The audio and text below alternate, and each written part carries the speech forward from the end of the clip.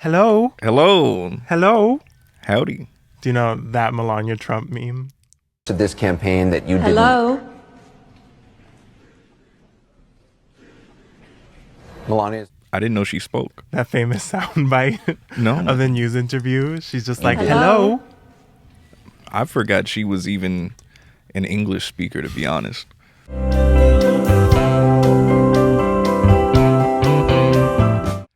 Hello. Hi. Welcome back to The Drama Drama Pod. And what Pod. episode is this? Quattro. That means 4 in Italian. For those of you who don't know, we've been learning some things. Among those things has been Italian. Yes, we are your co-hosts, Ace Correa and Andrew Rudy. And it looks like we have someone else that you are like blocking a little bit. Who is this?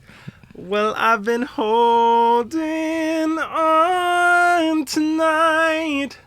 What's the worst that I could say? Things are better if I stay. So long and good night. So long and good night. Wow, we could be like a barbershop quartet. With no harmonies. There was harmony. What do you mean?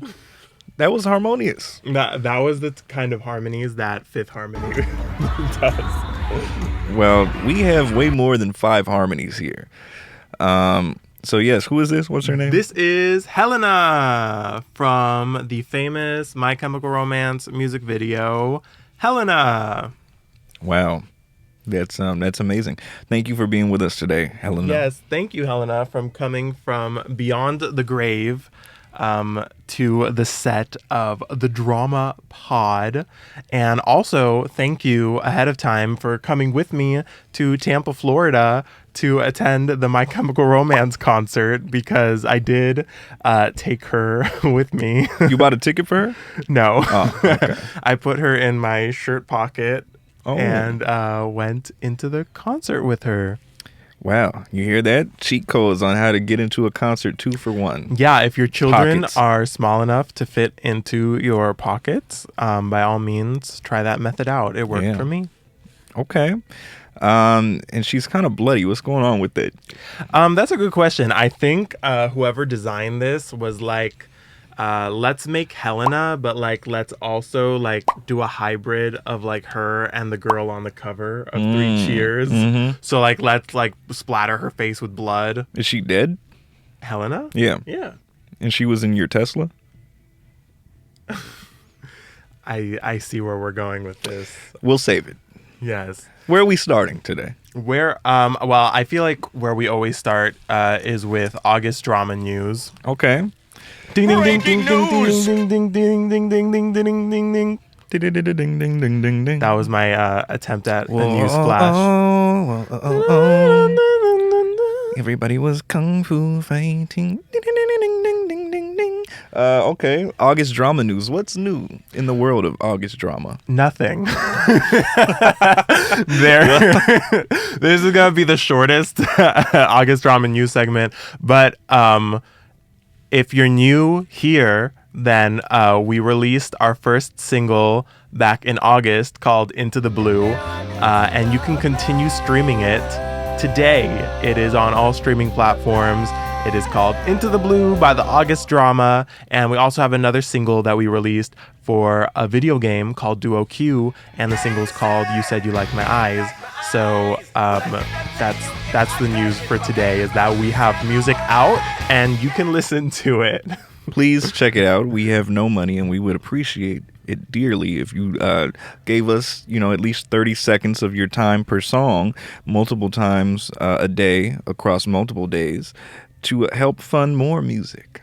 Yes, and Spotify does not pay you per stream until you have surpassed 1,000 streams, which neither song I don't think has done. So please, let's go team. Let's go lesbians. Lesbians, let's go! And let's do that. You're a lesbian?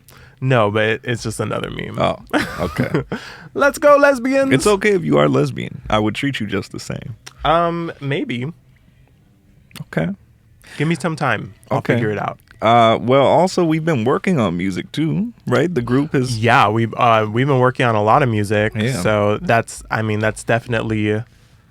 I feel like that's newsworthy, but there's not a lot of things that are shareable just yet in that department. But just know that big things are on the way. it is happening. Lots of plans are happening. Mm-hmm. Lots of music is being made. Yep. Lots of artwork is being made. Mm-hmm. Lots of video treatments, concepts are being made. Mm-hmm. So yes, lots of rumblings are happening. Rumblings and tumblings. Yes, they are. I think that's fantastic news. And I also want to say thank you to all the viewers out there who have streamed the music. And if you Yes. haven't, thank you for at least watching and listening to our podcast. Yeah. And we hope that you share this link with your mother, father, parent, or guardian, Brother, partner, sister, spouses, yes, cousin, sisters, mailman, male woman. situationships. Situationships. Yep, friends with benefits. Friends with Bennies. Friends with Benihanas. Escorts. If you're into that kind of thing. OnlyFans models, when you DM them, you can send them the link to this podcast instead of getting like can I say a word and you just bleep you're it out? always oh sure. Okay, so instead of doing those dick ratings that you guys do, how about you send a drama pod rating and you ask for that? Yeah, and I feel like you guys are always asking for your OF creators to give you things, but give them something, especially as we approach the holiday season. Send them content in the form of this link from us. Let us be their content. I would love that. I would love that. I would love that too. And if you do that, please comment down below what creator got the gift of the drama pod. Speaking of that, Yeah. is it too early to? Okay, it's too early for What? that. We'll get into another topic. Okay. We'll come back. We'll come back to the thing about content and OnlyFans creators and preferences. I've been hearing a lot of praise for bushes recently. Is it too early to talk about that? Let's just talk about it. Okay, so the bush. What's your opinion on a bush? On the concept of a bush. Of them coming The back in grooming, popularity. The concept of specifically any gender, any Yes, person. any gender. All 300 of them. Okay.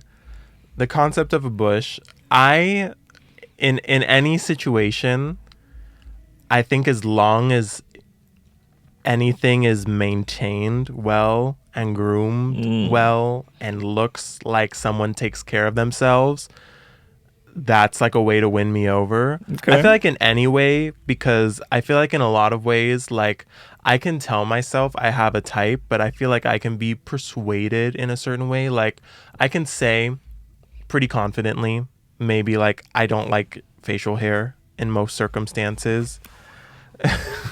But if someone, is like has really well maintained, really well taken care of facial hair, that might persuade me. If it's just like messy and gross and it looks like food gets caught in it after a meal and like completely, if that's the visual I'm getting, probably It's a not no going to for win you. me over. Okay. I feel like it's the same situation anywhere else on a body.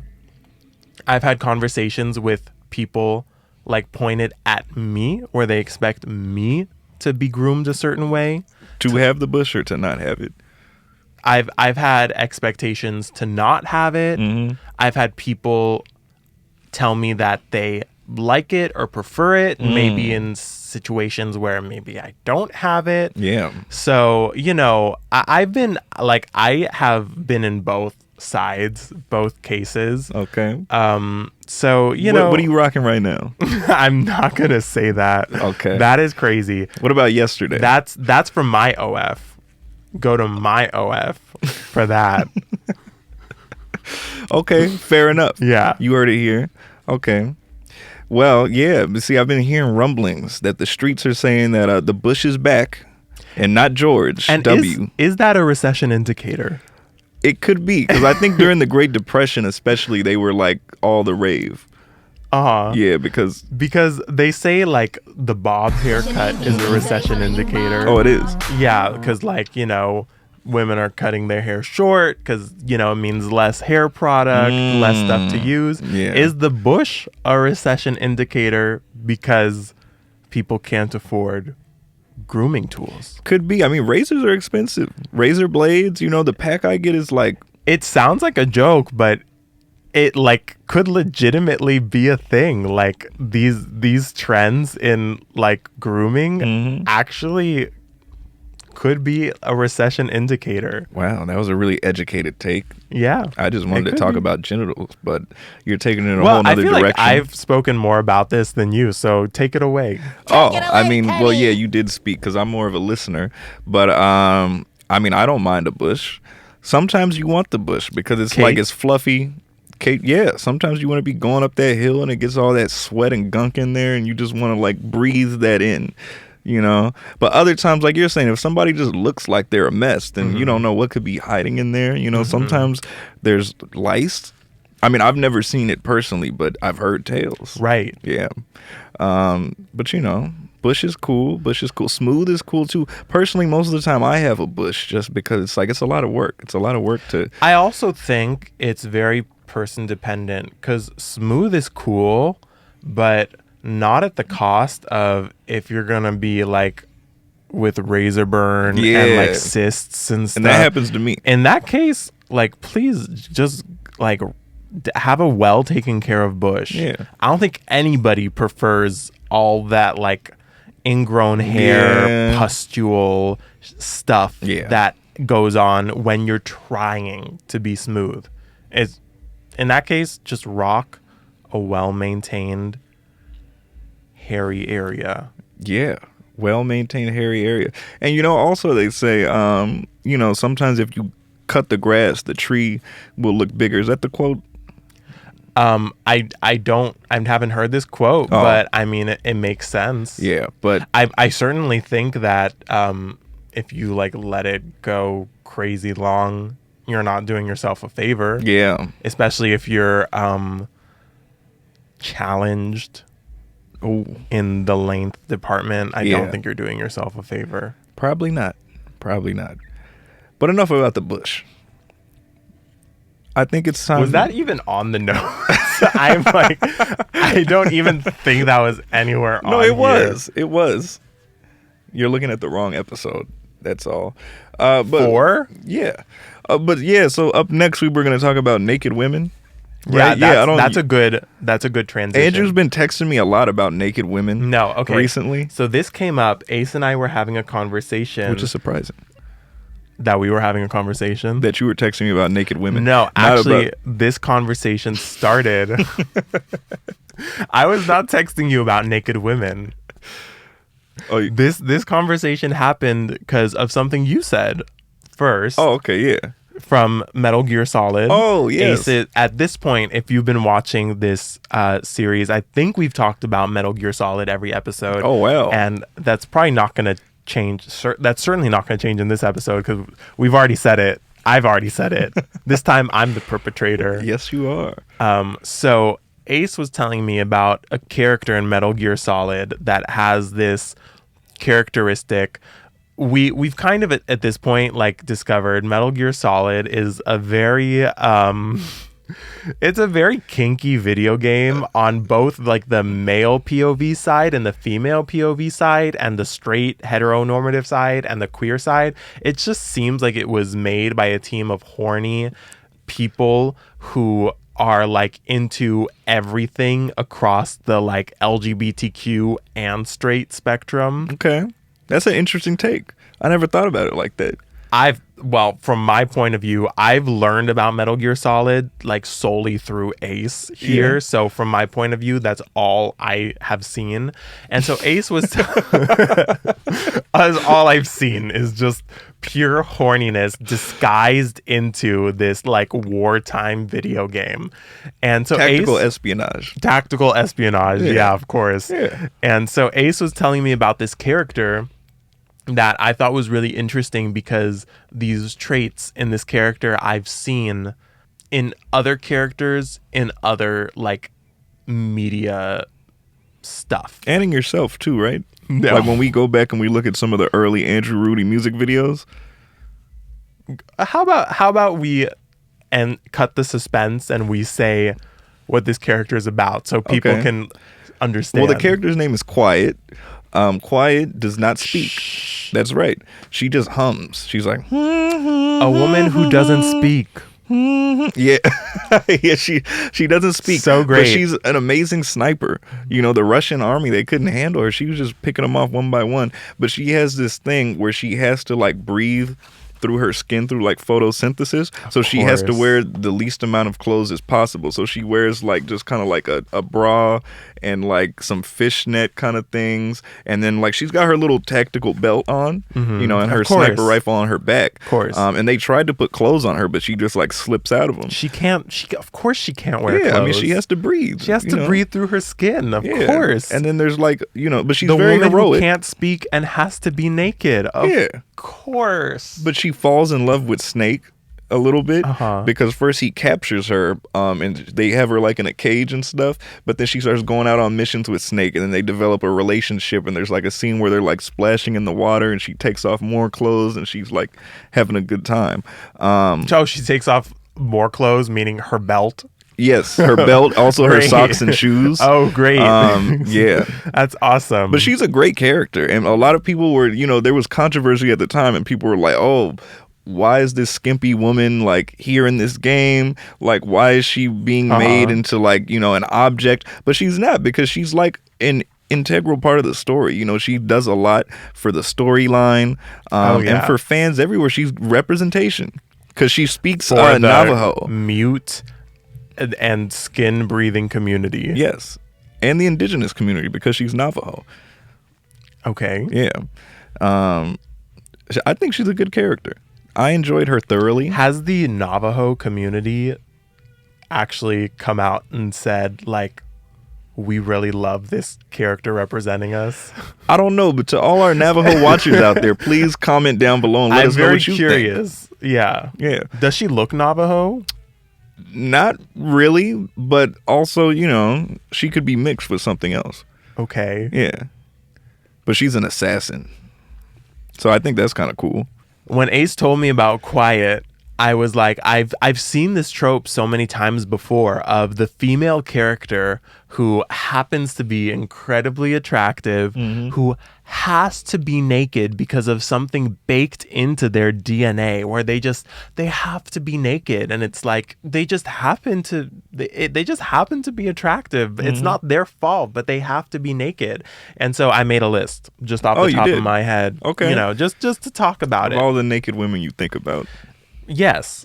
So there's for my anime fans, and I've spoken about this before, there is My Hero Academia, an anime that I really enjoy. There's a character named Momo Yaoyorozu. Oh. She's like a bookworm character. My Hero Academia is basically like X-Men. It's like a show where like almost the entire population of planet Earth has like superpowers, and most of them are useless, like very like average powers, but some of them are like very useful, and those useful people with powers like go to school to like learn to become superheroes. So Momo, And are they wearing clothes?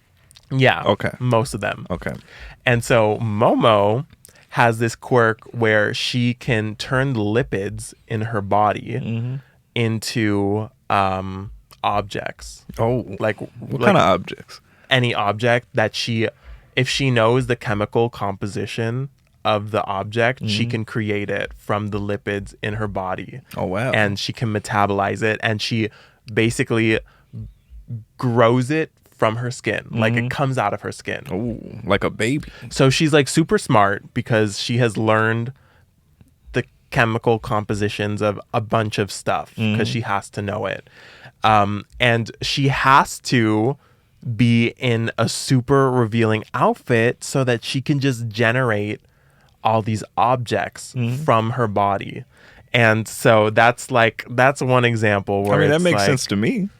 Yeah, of course Yeah, I it makes mean, sense if you because were these wearing- writers make it make sense. But They're if you were wearing all this, how would you be like generating objects from your body because the clothes would be in the way? yes, but if Momo was a male character, they just would have written it in a different way where they could just make it happen. It's the fact that she is like a really well endowed female character that they're like, oh, and let's make it so she has to like generate stuff from her body, so she has to wear as little clothes as possible. Like, Were you in that's that how writing they room? wrote it. Is that what they were doing? Yeah, I was there. I was there in Japan. I think this was your idea. Where Shonen Jump was writing this. I was like, yeah, let's go, guys. Yeah, Momo. Naked. Yeah, Momo. Yeah. And there's another character in the Okay. show. Her name is Midnight. Mm-hmm. She, her superpower is, she's like slightly less this situation, but her superpower is she like emanates this gas from her skin that knocks you out. Oh, like a fart? Yeah, like a really bad fart. Oh.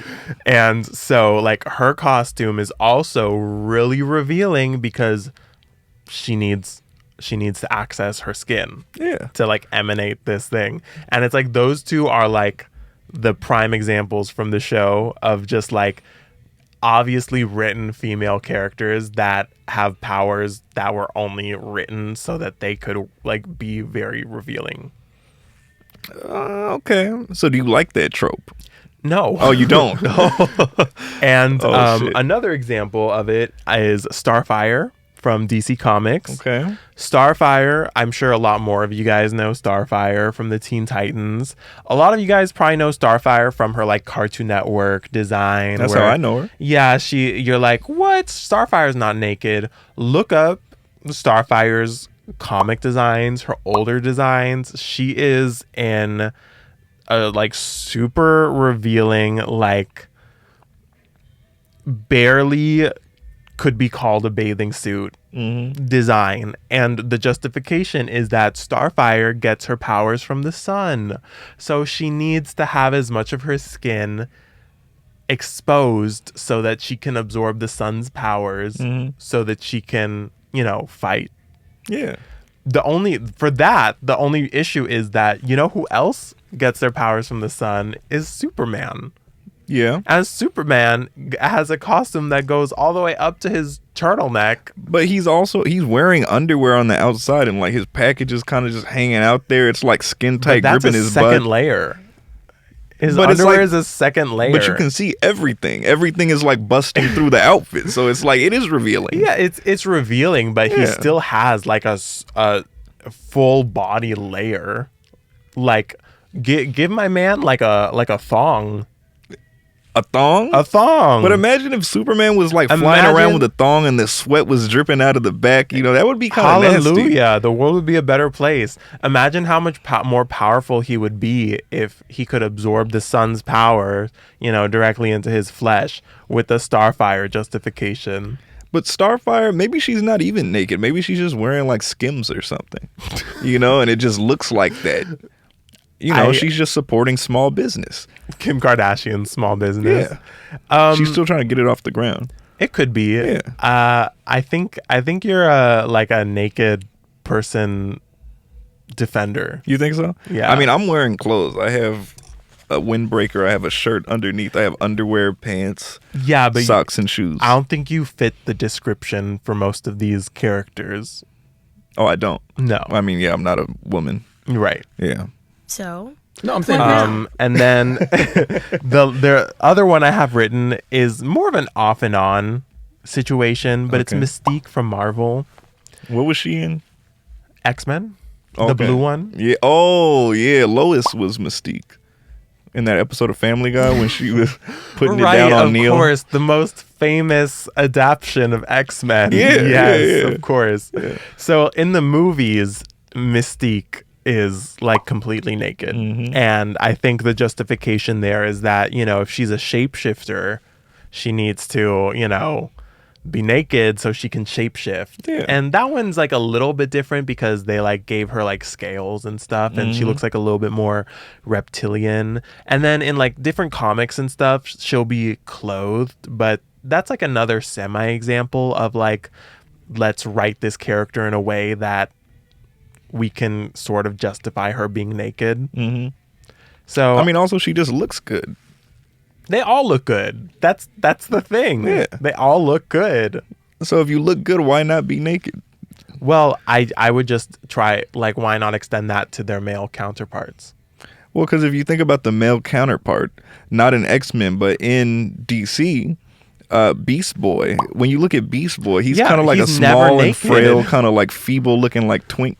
Beast know, Boy and can just that's not everyone's transform type. into animals, Yeah. and there's no explanation of where his clothes go. What- If Beast Boy was a female character, can Yeah. you imagine what they would have her wearing to justify, well, she has to transform into animals, that's why she just wears 2 pasties and a loincloth. I would buy that. I would understand. But Beast Boy wears like a head to toe another turtleneck situation with stuff, and they're just like, well, he can just, the suit just is has the technology to do it. Well, okay. I guess I understand where you're coming from. Yeah. Okay. Well, I'm sorry to all the females out there who we're don't sorry. like this in media. I feel for you, but I still enjoy Metal Gear Solid and Quiet. Yes, Yes. we know. Yeah. Amen. And women. Well, getting out of comics and media like that, there's a concert that you went to. There is. You had a lot of fun there. There is. Okay, is that Russian? It actually, interestingly enough, it is it's a made up language, Okay. but I think it's kind of meant to look like it's Russian. Yeah, so what does that say? So this is supposed to say MCR, and the made-up language / font system is called Kaposhka. I wish I probably should have looked up the guy's name who wrote it. I'm following him on Instagram. I've like followed his whole like process of coming up with the thing. It's really interesting. But yeah, they wanted My Chemical Romance for this tour called Long Live the Black Parade. The Black Parade is their 3rd studio album. Yep. For this tour, they were going really heavy with expanding on their own lore, and they wanted this new language to belong to the world of the Black Parade. And so they have this language called Kaposhka, which is supposed to be very reminiscent of Russian, because the whole vibe of the Black Parade in this tour is like very heavily connected to fascism. And there's like a dictator in it that's very kind of like Putin, Hitler adjacent, evocative of that stuff. Are you going to have to bleep those? Putin and Hitler? Yeah. I hope not. Okay, good. Don't do that.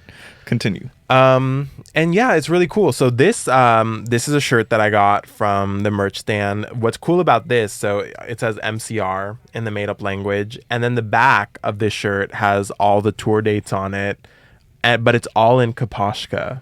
So it's kind of a cool shirt because it's like if you know shirt. Yeah. Like there's no part of it except for the numbers 2025 that look that like you can actually read. Yeah. So either when I'm walking around wearing it, people think I like went to a show in Russia or something, or like, it's My Chemical Romance and you just know what it is. So, but yeah, I went to see My Chemical Romance in Tampa.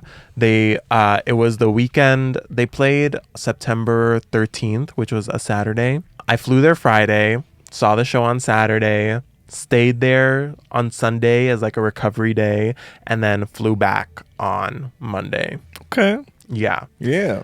And it was probably like one of the best days of my life. Top 5? Yeah. Wow. Yeah, it was really great. I had pit tickets, which was the coolest experience ever. Like walking into the venue was like I was like walking into the like specific entrance for the floor. And then I'm like trying like to scan my ticket. There's an eyelash in my eye. Oh. I'm trying to scan. That's kind of where they go. I'm trying to scan my ticket, and it like keeps on going like red or something, and they're like, oh, can I see your ticket? And like they see that it says pit, and they're like, oh, you have to go to like those like scanners over there, and like the line was like non-existent for those, and I'm like, oh my god, like I get like my own separate entrance. I kind of wish I knew that once I like wasn't waiting in the line for the other areas, but I still felt really cool. So like I go to like the other area for the specific pit scanner thing, and then like I'm walking into the venue like through the floor, like just looking around at this massive stadium. It was in Raymond James Stadium, and like I'm walking through the floor. Who's like Raymond James? I have no clue. Okay, Floridians, please let us know. Please who that let is. us know who Raymond James is. And I'm like walking past all the seated floor seats and to the pit area, and I feel like such a celebrity. It is so fun. And I got there like kind of late. I'll get into that. I'll like backtrack a little bit of the day because there was like some drama in the day. But I got there like 4 songs into Evanescence's set, which kind of hurt me a little bit. Oh, I thought that was the reason that you wanted to go to Tampa to see Evanescence. It was. And you were late to them. Yes. That's kind of messed up. That doesn't sound like you're a real fan. I swear I'm a real fan. I still saw a good chunk of her set. She played for like an hour. Okay. But when I got to the pit, like I could pretty much like go to barricade. Oh wow. I was like, where is everybody, and where were the people that were lining up at 9 a.m.? I'm like, why were you lining up here at 9 a.m.? If the doors were at 5:30, the concert started at 7, I'm here at like 7:15 in the pit, and I'm like Amy's like right there in front of me. Oh wow. So Was she but naked? I'm not complaining. She was not naked. Oh okay. No, thank God. Okay. That would have been so weird. But I'm not complaining about that because that was like magical.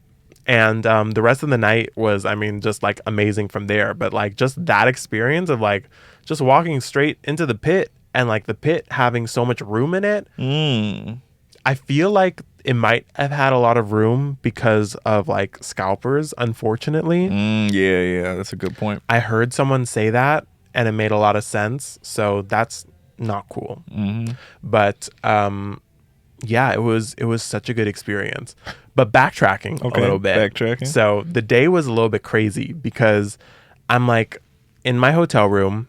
I stayed, by the way, for anybody that's doing what I did and going to a concert at the Raymond James Stadium, I recommend staying at the Best Western Tampa because it's 3 miles away from the stadium.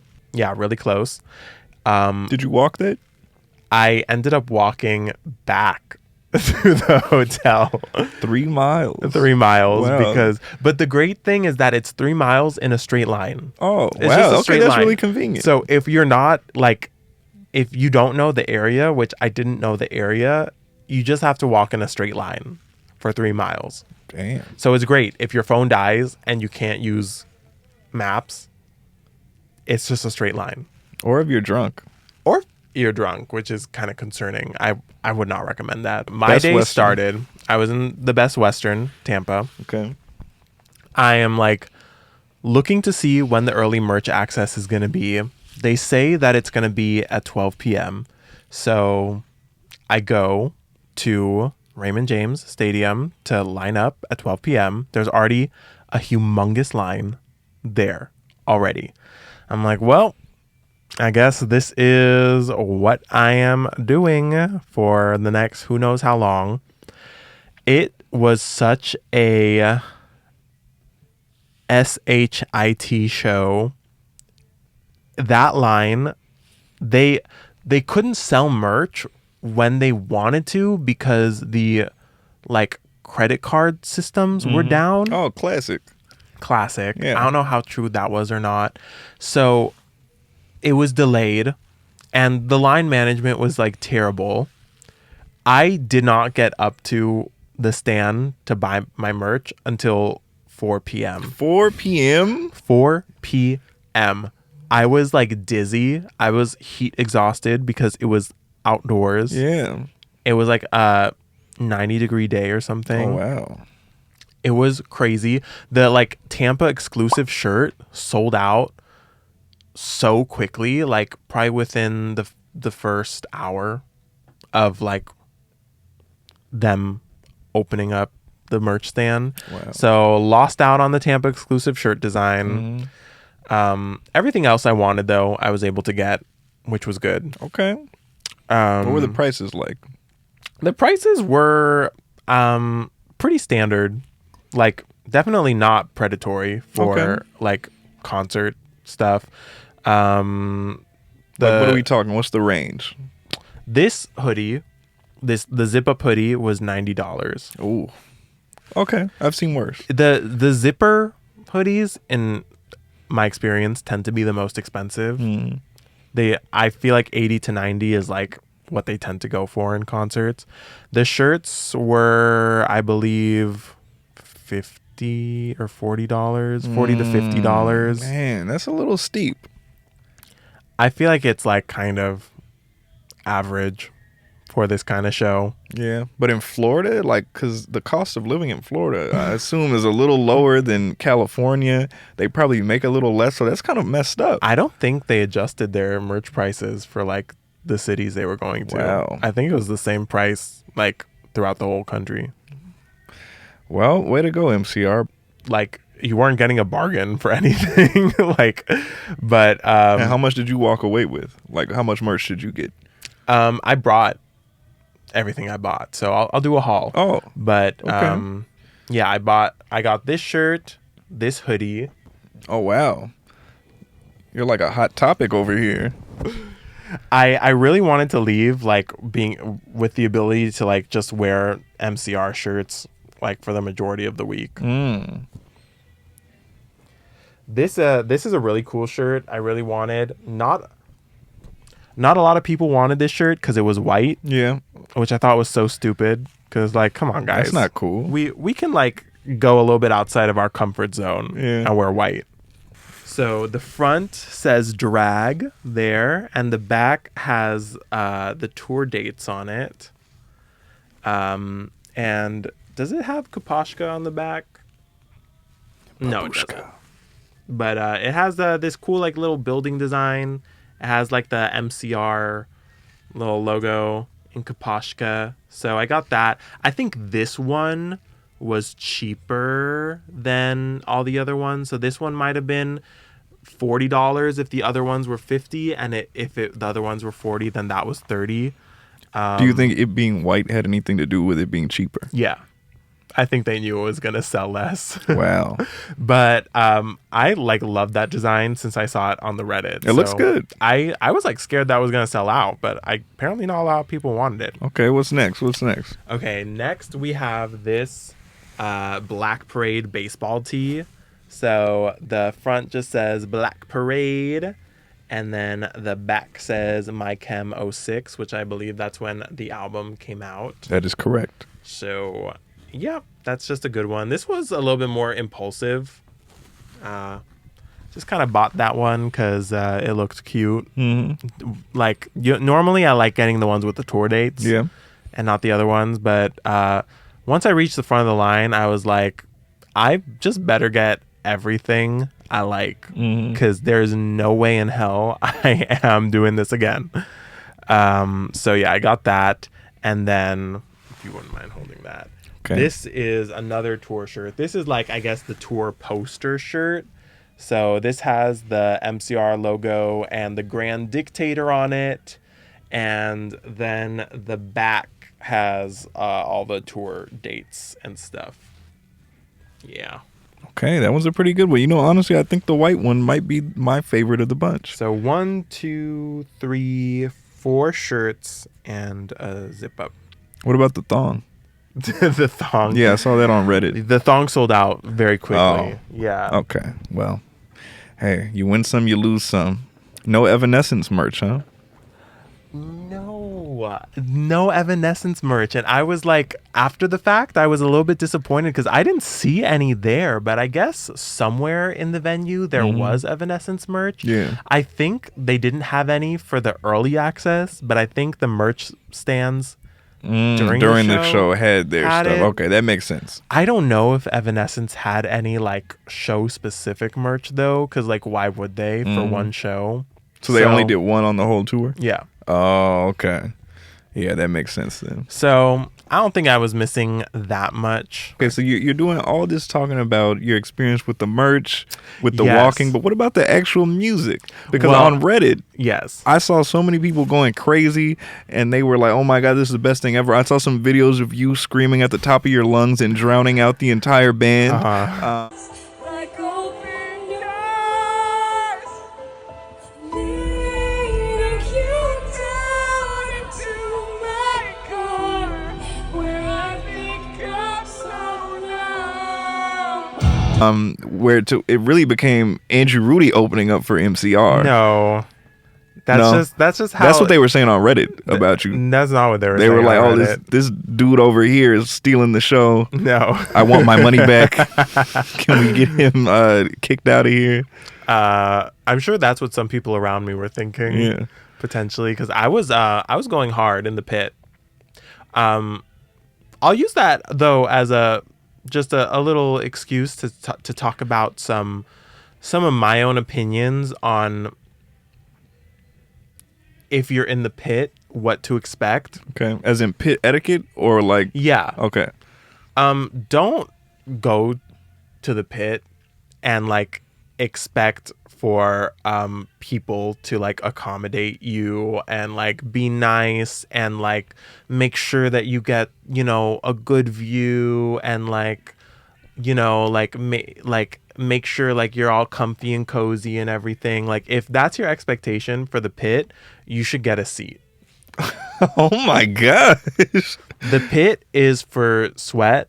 The pit is for bumping into people. The pit is for jumping up and down. The pit is for dancing. The pit is for enjoying yourself. And those it's for those over 6 feet tall who also then wear shoes that add more inches. Yes. Yeah.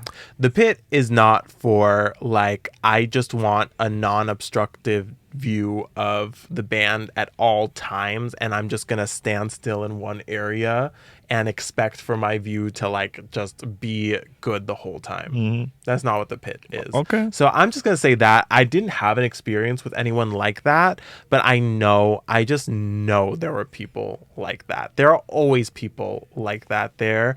And like me, for example, like I was doing what I said. I was like there in the pit. You were to do. dancing? I was dancing. I was going crazy. I was so happy because I was there alone and I met a girl during the Evanescence set who was also there alone. And she and I immediately on the same wavelength, energetic wavelength, clicked right away. We became friends. We were jamming out the whole concert together. Yeah. It was so fun and so nice. It wasn't crazy. We never like started like a mosh circle together. We were like on the same level of just like, we're just gonna dance. And like we both like saw that we were there alone. So like we were just like having fun together. Was she naked? No one was naked. Oh, okay. No one was naked. It was that was so fun. But those are just my 2 cents of if you're gonna be in a pit like anywhere. That's just like, you know. You know, speaking of those experiences, I've had an experience like that where I was at the Fonda Theater. I was in that kind of GA pit section towards the front for Black Midi, which they're like a strange group that they kind of combine like heavier music with like jazz and like just weird off-kilter stuff, right? And so I'm there with my friend Sid. You remember him from the studio sessions, Of right? course, Yeah, okay, of course. yeah. Shout out to Sid. In and- Colore. Well, Incolore is dead. Now it's English Baroque. But shout out to Sid. Ooh, English Baroque. That's right. That's right. fun. Oop, my nose on the mic. But anyway, so we were going there. We were like moving up to the front before the show started. And there was this girl and I assume her boyfriend. And we kind of like got in front of them. And then she looked at me and she was like, really? Seriously? You're going to get in front of me right now? I've been standing here. And then I looked at her and I said, not such a nice word. Do you know we're standing right where a mosh pit is going to start? As soon as this curtain goes up, we're going to be separated. So don't get too attached to this spot. And then she starts going off on me. Guess what happens as soon as the concert starts? Mosh pit. she gets launched to the other side of the room. Team Rocket's blasting off again. Exactly. So you know what? Pit etiquette, just like if you're standing in the front and especially in the middle, just expect that there's going to be a mosh pit. You're going to get moved around. People are going to have fun. You're not going to be standing in that same spot the whole time. Also, don't piss anyone off in the pit as well, because like you are really putting yourself in a bad situation. I'm a 6'1" man, and I almost always wear platform docks of some kind. One of my very first shows in a GA section was Youngblood at the Fonda. Or no. It was not Youngblood at the Fonda. It was Youngblood at the Shrine. Not my first show. I was already a couple shows deep at this point. Some of the people around me were like really pissing me off. And I was doing what the crowd was doing, which was jumping up and down like during his set. But I was purposefully landing on their feet. Purposefully? Purposefully. With my docs. What? Why would you do that? To get them to move. Why are you being a menace? Because I can. You're a bully. And what are they going to do? Oh my god. Move. They're going to move. So. That's kind of messed up. Have you always been this evil? Sorry. Or was this born out of trauma? Sorry Are about it. people born wicked? Or do they have wickedness thrust upon them? Don't be mean to don't be rude to people in pit, because everyone is there to have a good time. So the minute you start making it a bad time, you're gonna get stomped out. You're gonna get what you put out there. Oh my god. Fast. Wow. If you're around me, you'll get it fast. If you're around someone else, maybe you'll just get like what a jerk. But sorry, in the pit, we all fam. I rule. Sorry. I rule. You pitiful, insignificant fool! Look out! Now I am the ruler of all the ocean! The waves obey my every whim! Wow. Okay. Well, What are you gonna do in the pit around a 6'1" man? Oh my gosh. Wow, that's kind of that's abusing your privilege. Sorry. People are fighting against that kind of stuff. You know that? What? Men abusing their privilege like that In the pit? in general in the world. Okay. In a bus, sure. In a bus, sure. You could complain. You'd be like, excuse me, can you move? Excuse me. In the pit? No, I'm not gonna move. Oh wow. In a concert in GA, when we pay the same price to stand anywhere we want to, no, I'm not gonna move. It's not my fault you were born 5'2". Wow. It's not. I paid the same price you did, so I'm gonna stand where I did. Okay, big baller. Yeah. That's okay. This is getting a little heated. So how about tell us, what was My Chemical Romance like? My Chemical Romance was so amazing. So the first part of the show, they play through the entirety of the Black Parade. Was it in order, or was it like kind of jumping around? No, it's in order, but there are little breaks that have like kind of like theatrical like scenes that happen. It's like, it's very cool. It's kind of like almost like a musical in a way, where there are just these kind of like little things that happen to like the band, or like just certain things that happen that like move the story along or kind of like build the lore. Nothing is ever like fully explained though. Like everything is like very mysterious. Like Gerard Way will get a piece of paper and will look at it, and he will look not happy, and then the next song will play. So, and then there's like lots of speculation on the Reddit of like what this means and stuff, and the fans will theorize, and it's really cool. And there were a lot of cool variations of the songs that were like very tour specific that were really, really awesome to hear. Like the most like prevalent one is like their song Mama. There is this added verse that is all about like a dagger, like Gerard's like singing like a dagger, please fetch me a dagger. And then there's a part of the song where like The woman sings on the track. The woman being Liza Minnelli, fun fact, on the recorded version. But in the tour, it's replaced with this character. Her name is Marianne. She's an opera singer. And sometimes when she's not available on the tour, they replace her with a different character named Sylvia. Very cool. Which is, I think, her sister in the lore. You're deep into this, huh? Yeah, it's really cool, and they go all out. And Marianne is blind, and Sylvia has an eye patch over one eye, so like they're both like seeing impaired. Okay. Representation. So they have like cool versions of their songs, and then there was another song with like a cool like altered ending, which I can't remember the name of the song, but it was so cool. And they have like really cool visuals in the background that also move the story along. Like it's very obvious that there is a nuclear bomb They're being launched bombs. at some point in the show, and it's gonna hit. And then there's a lot of cool stuff. There's like an execution at some point in the show, and it was really cool. And then after the whole Black Parade part of the show is over, there is like a really brief break, and then there's a B stage, which is kind of in the middle, not the middle, like, But it goes into the pit. yeah, it's kind of like in the pit, and they perform kind of like random songs of their choosing from all across their discography, including unreleased songs. Oh, wow. Sometimes. Okay.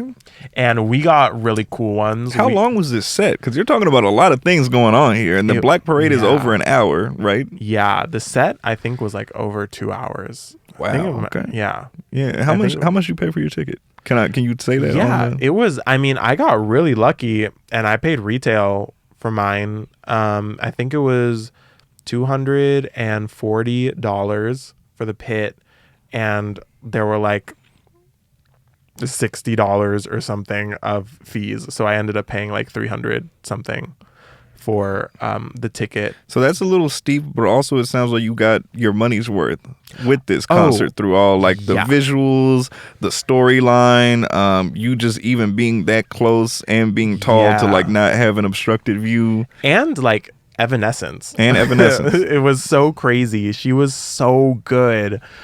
And it was my first time seeing her. It was not my first time seeing My Chem, but it was my first time seeing them in concert. Wait, what do you mean by that? Like I saw them at When We Were Young. Oh, yes. Okay. And they played all of the Black Parade at When We Were Young. But this it was different because this is all them. They're not constrained to that. Yeah. Okay. So this was like actually a concert. But this was my first time seeing Evanescence. And she was so good. Why do you just keep saying she? What about the love for the rest of the band? The whole band was good. But I mean, that's not cool. I really am in love with Amy Lee. Like, her voice is magical. Okay. Amy Lee.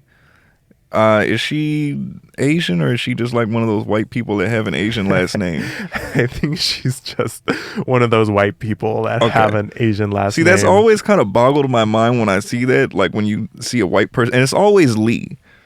Like, why is that? Where does that come from? I don't know. We should have her on the podcast. Yeah, I think so. Her. Amy Lee, come on, explain your family tree and explain how did the Lee get into Amy. But on the B stage, they did play Helena, and I did like raise Helena up, and I was like swaying her around like during the chorus. And I know everybody hated you. I swear to God, Ray saw me do it. Oh yeah, and I think Gerard might have seen me do it, and I feel like I gave them a chuckle. Because I feel like they like did not see that the whole tour. I don't think anyone brought their Helena plushie to the tour, and I don't think anyone brought their Helena plushie to the pit. Google, let's show a highlight reel of everybody else doing that across the tour. Yeah, to show Andrew he's not special. Yeah, please show me I'm not special. But I think I gave them a kick, like a few giggles. I would like to believe that if any of them saw it, that maybe they spoke about it after the show, which would be cool. Yeah, they were like, "Hey, did you see that asshole waving around the doll and blocking everyone?" Because I'm like 6'1", right? And she's and like, I'm holding up my hands straight up and holding a Helena. So they're definitely seeing a floating Helena. Like, you're not gonna not see a floating Helena. Yeah. Okay. Well, when you put it like that, they Yeah. definitely saw. I think they did. Yeah. They saw, at least, even if they couldn't make out what it was, they saw a floating something. Yeah. Yeah. Or at least your hand. Yeah. Yeah. Yeah. Okay. Wow. Well, that's smashing. Pumpkins. Yes, one of MCR's favorite groups. And actually, Billy Yes. Corgan and I have beef. Have I explained that Oh, on this podcast? what? I just want to talk a little bit about that. So, a couple of years ago, I want to say during the pandemic, anniversary for Melancholy and Infinite Sadness was coming up, right? Uh-huh. And I went to Instagram and I decided to learn the intro piano song. I learned it. I posted a video about it on Instagram. I was wearing a Nirvana shirt, and I tagged Billy Corgan in Smashing Pumpkins. Oh, no. Now, Billy Corgan has his read receipts on, and so I saw it pop up in his DM and it said "seen," and he didn't repost it or say anything. And then I saw that he was reposting other people playing songs, and then I asked him, I was all like, "What was wrong with the song? Did I not play it good?" Seen. I said, "Is it because I'm wearing a Nirvana shirt?" Seen. And then he starts posting other people playing the same song, not as cleanly as me. And I was like, dude, what's your problem? I didn't say that to him, but in my head, I'm like, you bald ass. And then Well, we're going to have to mute that. Oh, I'm sorry. We're bringing and the you bush would back. know about being bald. And I would know about We're but gonna have anyway. to mute that again. But, then on his story, he would do that thing where like people have you like ask the question and then they post the question on the story. And then I was like, I submitted to that and I was like, what was wrong with my cover? And then he was like, this is how well-intended souls get blocked. And from that moment on, I was like, you know what? Did you get blocked? I didn't get blocked. I unfollowed him. So he couldn't block me because I took the power out of his hands. You can't fire me. Yes, exactly, because I stepped down. So Billy Corgan, as much as I love your earlier music, that was not cool. That was not Wow. cool at all. And he's been like posting like so many TikToks, like pretending he's like their father. Like Oh, I'm sure. Mike Hem. Yeah. He's like, oh, I'm such a proud dad. Well, I mean, he kind of looks like Gerard Way also. It's No, creepy. It's crazy. Yeah. Yeah, but luckily Especially it seems... when he's younger. Yeah, when Yeah. he had hair. Yeah. Yeah. Yeah, I'm not going to say the word, but one day when I run into him, I'm going to let him know how I really feel. I think we should have him on here and I should mediate you guys talking out your differences. Yeah. I would like that. Because I wonder, was Yeah. it related to race? Because I've never seen Billy Corgan with a black person or a Puerto Rican. I've only ever seen him with white people. Oh, well, actually, James Iha from Smashing Pumpkins is Asian. Isn't Ray Toro black? I don't think he is. Have you seen a black person? Isn't he's mixed though, right? I don't know. Toro, that sounds Hispanic, if anything. That means bull in Espanol. I know. Okay. Just checking. Very good. Yeah. Yeah, you mean muy bien. Yes. See. Thank you, Professor. De nada. We've talked about this a lot over the past episodes. Cardi B's album, Am I the Drama? Is she the drama? What do you think? So, okay. We spoke about the shadiness or the strangeness of her including WAP and Up on this album. I think on a past episode, you said that the streams or whatever, sales from it would not count towards The first week. the first week. Yeah. It did. Oh. And Okay, I was all of a wrong. sudden on Twitter, I'm seeing like Cardi B's Am I the Drama on the first day goes platinum. Well, no, duh, it's going platinum when it has 2 songs that are over 5 years old. One of them has gone diamond and the other one's already gone platinum. Like, and everyone's like acting like this is such a big deal. Like, you're like, yes, like Cardi's like so good. Like congratulations, like so well deserved. Like she's really like such a good comeback. Like so worth the like 10-year wait, and it's like 7. whatever, and it's like, why are we just pretending like this is such a stupid thing that we're doing? Like, it's not an accolade. It's just from these 2 songs on it that are making it like just giving Inflating it this the numbers, boost. really. Yeah.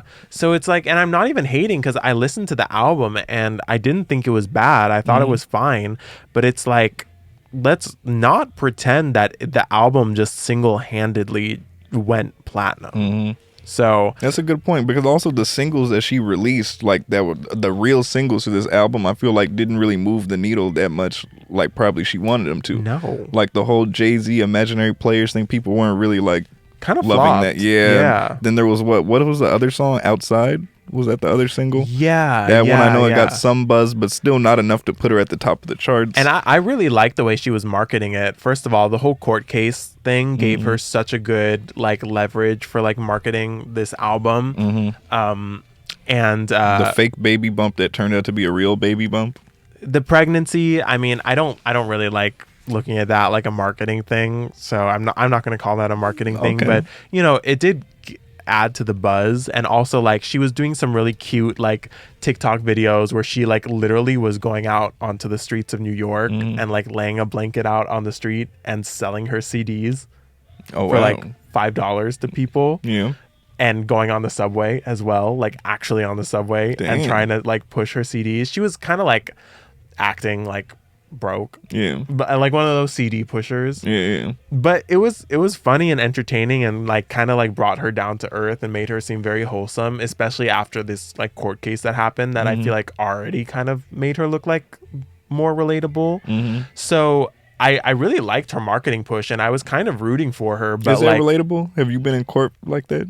well, I don't know how to explain it. Just the demeanor that she took in court, Yeah. where I think actually it was really thanks to the fact that like the The other person was fat. other person's lawyer was being such a jerk to her with the questions Yeah. and stuff that it really made her look good.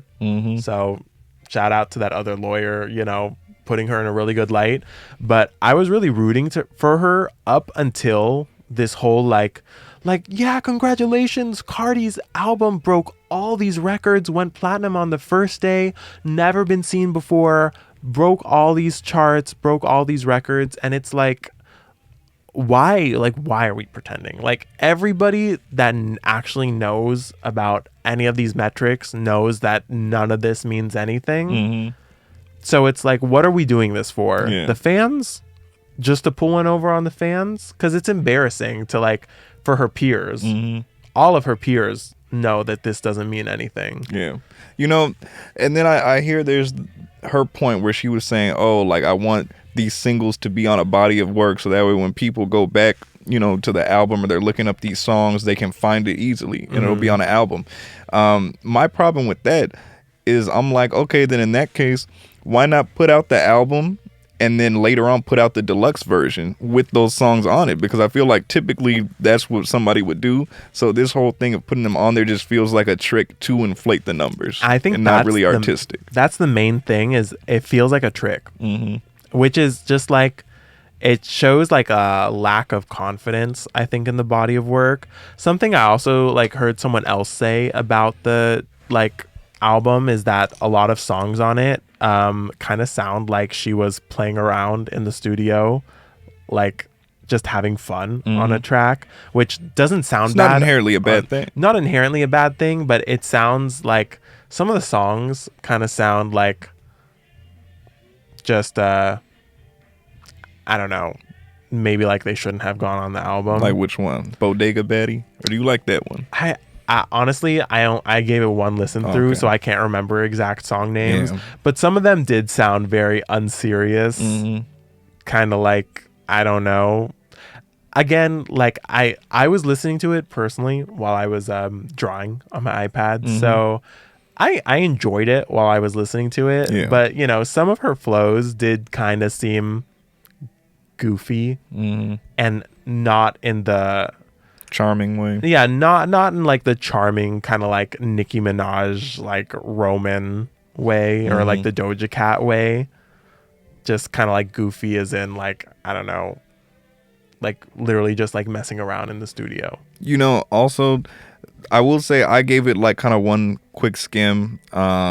And there were some songs I did really like. One of them was a song that had like a Janet Jackson sample. Oh, yeah. But not the one that has it listed. There's one I think like right after it, and it has like, maybe Kalani or somebody else is featured on it, but it has like this Janet Jackson sample that I thought was really cool. But then I also kind of thought it was dumb how leading up to it, they were like, oh, Cardi B's the first female artist to get a Janet Jackson feature.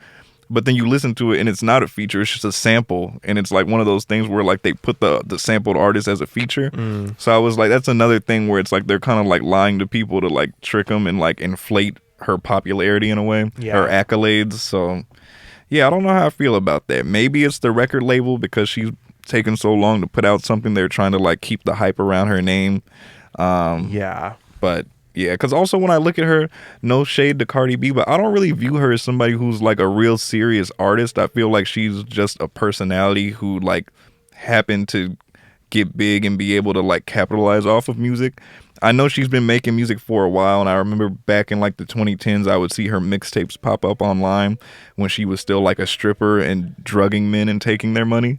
But I just don't really think she's like a real artist being like, oh, I want to change music, this and that. And I mean, not everybody has to be like that, but congratulations to Cardi B for the album and success. Good luck with your baby, and good luck to all you fans who went out and bought tickets and then realized that she's gonna have a baby, so the tour is probably gonna get postponed. I don't think so, because she's been saying on interviews that she is like gonna do this tour with the baby after the baby.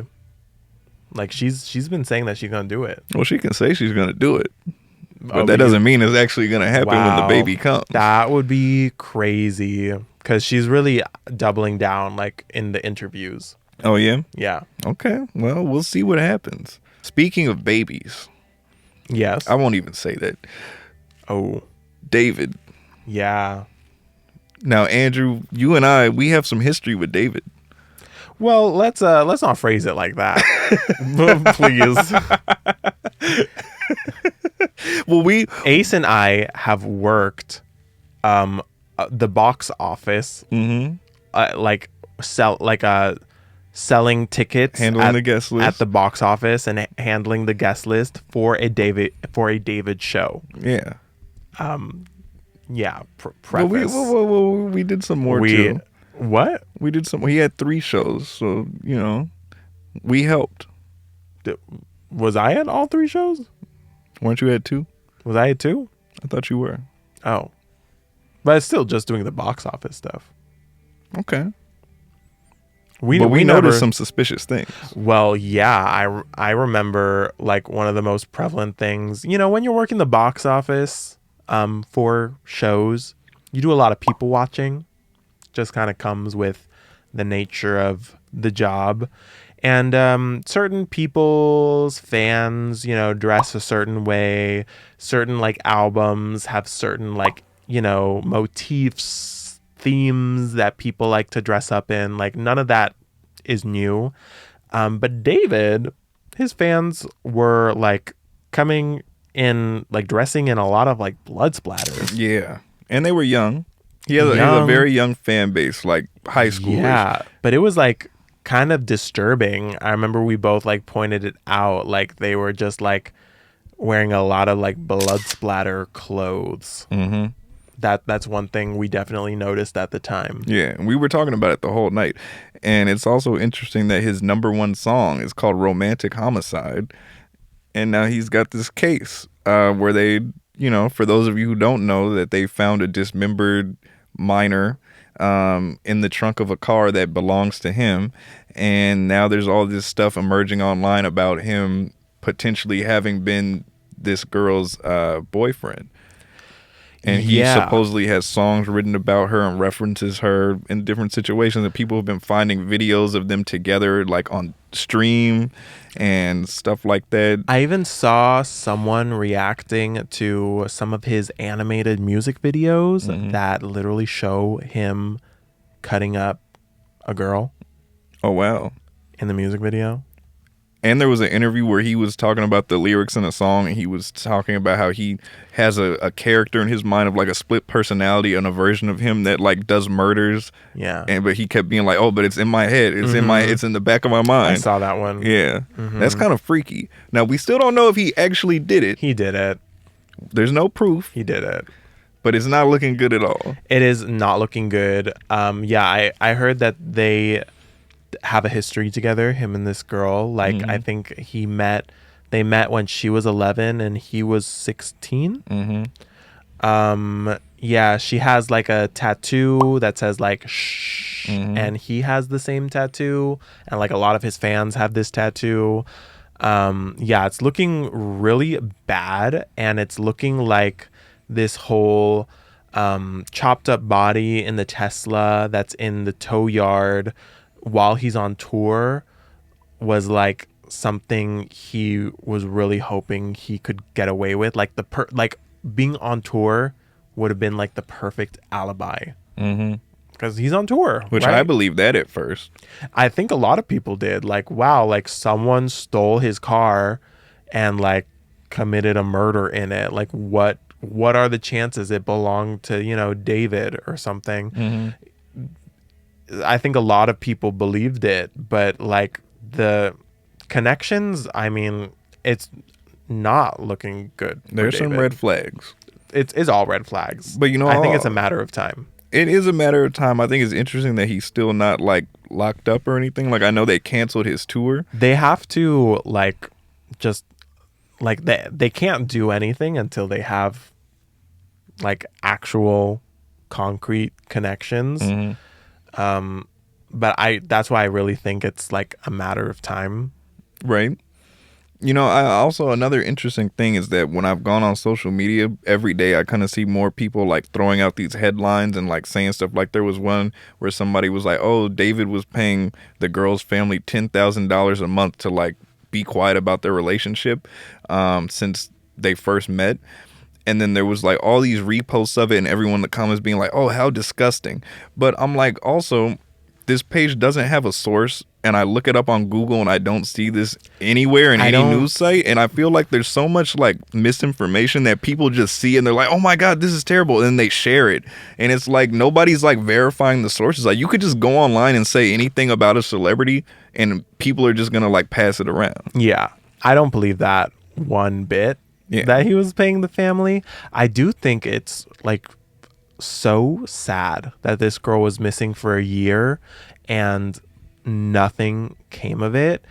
I think it was today or yesterday I saw on the news they had surveillance footage from a local drugstore that showed her like running away from her home like the day that she went missing. And it's like, why are we just now seeing this footage? Like, That's true. Where was the sense of urgency when she went missing? Why is it now that the case has all this buzz and a connection to a celebrity that there's now this sense of urgency to solve it? Like, I feel like just the whole world, this girl's family, this girl's community, everyone did this girl such a massive disservice. And it makes me so sad to know that, her fate, to like watch the video of her leaving her house and to know how she ended up is, cut up in a car. It's so sad.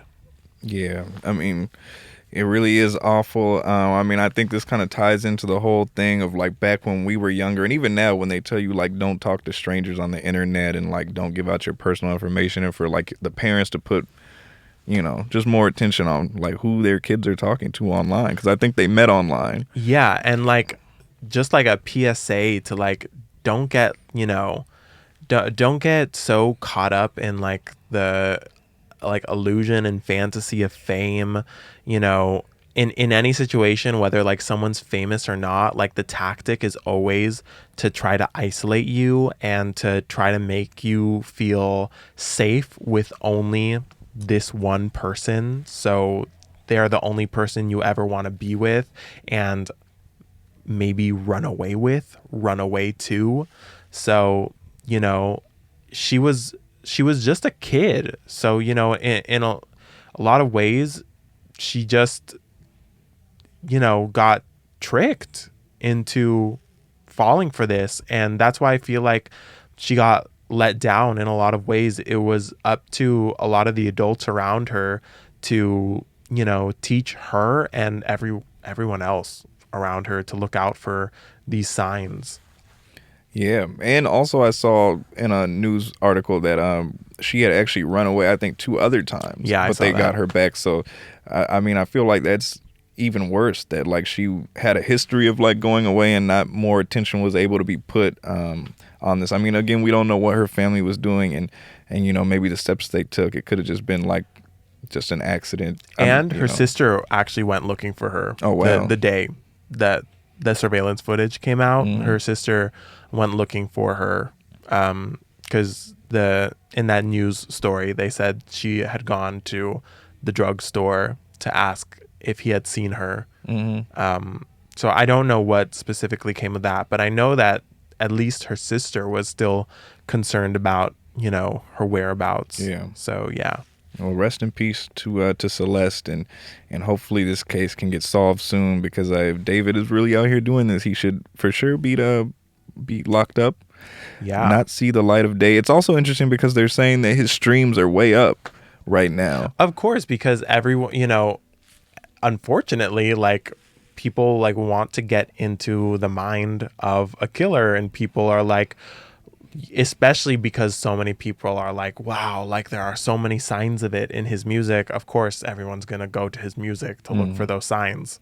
If everyone's saying like, wow, you can hear it, there are like lines of it in his songs. So like everyone's going to go to the songs to try to listen to it. So, I don't blame people for doing it. Like I didn't watch that music video that I saw that other person reacting to, but like if I were to go to see it, then I would be giving him a stream as well. So you can't really fault people for doing it. It is a part of it, but at least if he gets locked up, he's not getting paid for it. Like someone else in his camp is getting paid for it, which I don't know if that's much better. It's still like messed up that it was written from a point of view of someone that had like urges and tendencies to want to kill someone. But and now, how do you feel? So let's say he does go to jail and he's found guilty of all this, right? How do you feel about the record label or publisher still making money off of this music? Like, do you think that they should like kind of just abandon it and like disassociate from it, or do you think that they should just leave it up and still collect all the money because they spent the money to put it out there and didn't necessarily know that he was doing this stuff? I think if I was Celeste's family, I would want it gone. I would think it would be really disrespectful, if he has, let's say, an album centered around killing my daughter. Yeah, I would want that down. I would not want anyone making money from it. I don't care how much money you put into it. You put it into a killer's art project. Sorry, what's the record label he's with? I'm not sure. I want to say maybe like he's with UMG. Don't quote me on that, but I know it's a big one. Sorry, Universal. You'll make up that money from Wicked. Take it down. Yeah. Be respectful for this poor girl.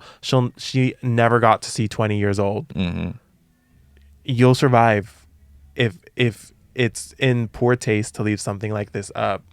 Also, it's interesting when you put it like that. I think about, for instance, like with hip hop music, there's artists like, I don't know if you know him, but there's a guy called Tay-K, and he was like 16 and he like killed 2 people, and then he made a song about it called The Race, and that song like blew up and got really big.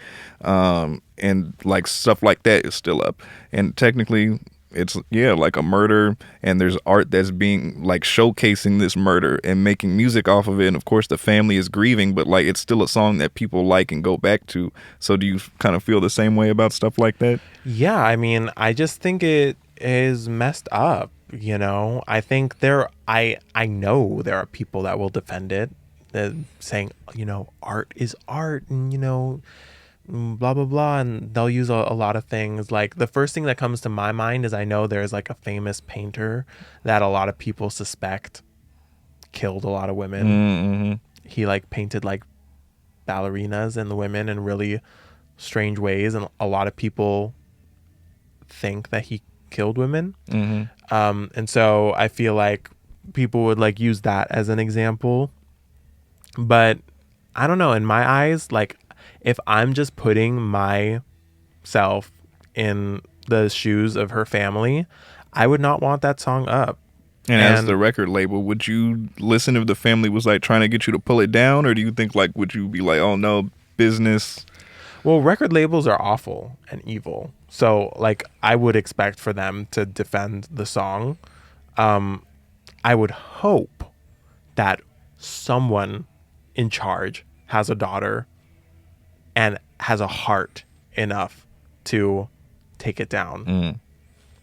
I would hope, but that's such a far-fetched hope It's asking a lot. from, you know, people that only have money in their eyes.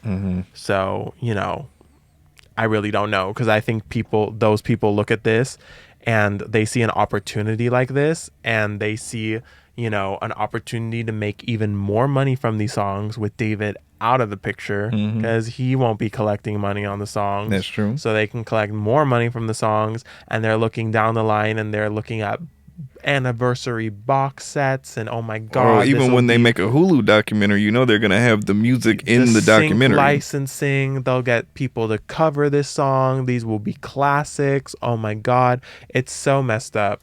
But you know, morally, I don't think it's right. I think it's messed up. Okay, that's a good take. Maybe a brighter note in music. What else have we got? Your favorite your favorite song ever. Oh, Your yes. favorite. Ace has his new favorite song in the whole world. So not gonna lie, I do kind of like this song a lot. Now, there's a new song called Doghouse by Drake, Julia Wolf, and Yeet, which I hate Yeet. I feel like he makes brain dead music that like is for idiots. But Drake, you know, he's massive artist. I don't sure think he's is. the best artist, but he's got a lot of classic songs, and I think he's got to be up there with like Michael Jackson in terms of you know, huge artist. But yeah, there's this girl Julia Wolf. I didn't know who the hell she was. I want your things in my room. I want you all of the time. So apparently Andrew loves Julia Wolf, because I told him about this song. He's like, oh my God, Julia Wolf. Like, wow, why didn't I know about this sooner? So that's not what I said. well, I played this song for you the other day, and when I first heard it, I thought it was so interesting because I heard the beginning. I was like, what is this weird, like, basic indie girl music, and how would Drake be on this? And it's like 23 seconds of like this, you know, like I said, just sounds like some people on Logic making this little indie LA song, and then the beat or the song stops, and then it goes into like a trap banger kind of Drake song. And I was like, what is this combination? Like, why did anyone think to do this? But why does it kind of work? Because I was like, wow, this is a hard song. And then I kept listening to the Julia Wolf part. I'm like, okay, I'm kind of feeling this. But it was funny when I looked at the YouTube comments. It's on Drake's channel, and all the people in the comments are like, wow, that first half of the song, it's so cool. Like, she's so talented and unique. Mind like, you, wow. the first half of the song is Well, 21 seconds. Yeah. Well, don't quote me on the half part, but people were giving I her would so just much like hype. to let our casual listeners know that for a song, the bare minimum time for you to listen to a song for the artist to get paid is 30 seconds or 32 seconds. Like 30. 30 seconds is how long you need to listen to a song for the artist to make money. The Julia Wolf part of this song is 21 seconds. That's the first half of this song. Yeah. Continue. Well, so, okay. I mean, I guess it's good for Julia Wolf because now her name is going to be out there more, and people, because it's Drake and because Yeet, people are going to listen to the end, or at least more than her part, and she's going to be getting money off of that, and her name is out there, yada yada. But I just thought it was like really interesting, like who came up with this? Like, why did they think this would work, and why does it kind of work? But also, why does the average Drake fan hear that and think that it's so unique and cool? Because I'm like, it's not. in LA, like every other person that you know that makes music probably makes stuff like that. Or every open mic that you go to, there's gonna be some girl and her friend playing guitar in a little acoustic thing. Oh, yeah. You know, making songs that sound just like that. We went to school with so many. We went to school with Julia a lot of Wolves. people that We went to sound school with exactly the whole like wolf that. pack. Yep.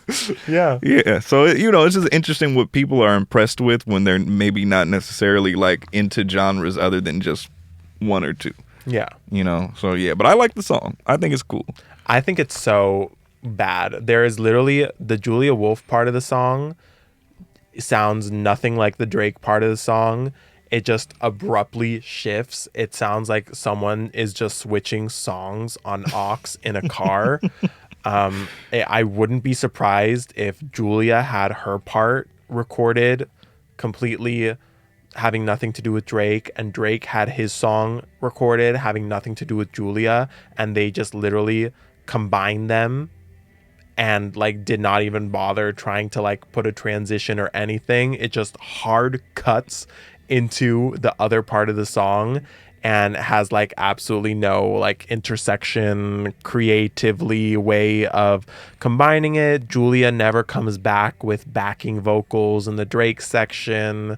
There is nothing, no overlap to show that there was any like intersection of creativity. Or maybe that's the creative part with them just kind of dropping it in like that, you know? Yeah, right. Because who else is doing that? Who else could get away with that other than Mr. Ronald McDonald of fast food music, Drake? Yeah, well, you got a point. I'm interested to see what other artists kind of do this. Like, will we get like a Taylor Swift August Drama song where like it's Yeah. and now I'm into the shake, shake, shake it off, na, na, na, na, na, you know? Right. I mean, she could get away with it too. Mm-hmm. Yeah. Yep. Well, I'm happy you found your new favorite song of all time. Hey, I'll see where I'm at in a couple months with this. It might be, you know, even greater by then. Or maybe it'll just be like fast food and I won't listen to it ever again. Right. I will say I skip Yeat's part because I hate Yeat. I don't even know who that is. Yeah, he's a... Yeah. Okay, I see you got something here about Doja Cat. Yes. Okay. This is very relevant to me right now. I have a lot of mixed feelings about this. Some of them not good. I'm going to be honest right now. So this might be a little bit of a venting session. Okay. Doja Cat released an album called V this last Friday. It is a pretty good record. I listened to it the day it came out. I haven't actually listened to it all the way through yet. So I'm I'm a just fake fan. speaking on what I've heard so far. It's pretty good. I'm on the Doja Cat Reddit. So I've been hearing what fans say. Some fans are not crazy about it. They're not crazy about the Jack Antonoff of it all, which I understand. They say it's a little bit boring, or it seems like it has fallen a little flat. And now, did he do like the whole album, like executive production, or was he just like writing some of the songs? Or? Executive production. Oh, wow. Yeah. This dude is everywhere, but continue. He's everywhere. I feel like unnecessarily so. But I will say I was listening to it like on my drive home, actually from our writing session. Oh, wow. Yes, I was listening to it and I was really loving what I was hearing. I thought it was really good. The whole album takes sonic influences from like the 80s pop music. So there's a lot of saxophone, and there's just a lot of like these like synthy stuff. The way she sings takes a lot of like 80s inflections, but she still does a lot of her like classic Doja like rapping stuff, which is great. My issue is not with the album, because I think the album's good. I bought a signed CD. I pre-ordered a signed CD. I received my signed CD today, Oh, that's fast. but people were receiving their signed CDs on the Reddit pretty much like as like Friday through the weekend. And it has appeared that Miss Doja Cat has been using AutoPen. What exactly is that? Auto pen is when you use a machine to replicate a signature instead of hand signing Oh, stuff. What do you mean? Oh, well, I mean, you know, that's really you want a wrist to shady. fall off? I expect hand signing. Personally, I was under the You impression. expect a kiss too?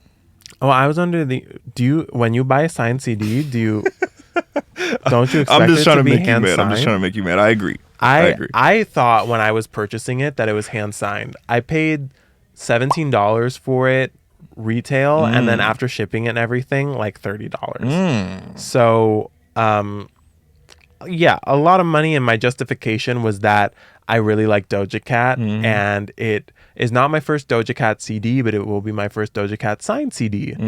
And so I was really excited to get it. I've ordered like a bunch of signed CDs before. I've gotten a signed CD from Madison Beer, from Demi Lovato.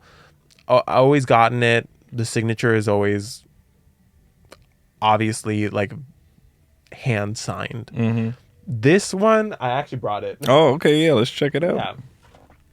So this is, it's a signed insert. So this is the insert. That's the signature right there. And Can I see it? Yeah. Okay. There's a giveaway, which is like, She looks like Whitney Houston on this. oh, okay. That's, I understand the compliment. 80s yeah. with the hair and stuff. The tell all of the auto pen is that these auto pen signatures have this exclamation point that she put on it. My dot has like veered here, but most of them are here. And all of her actual signatures don't have this exclamation point. That's really weird.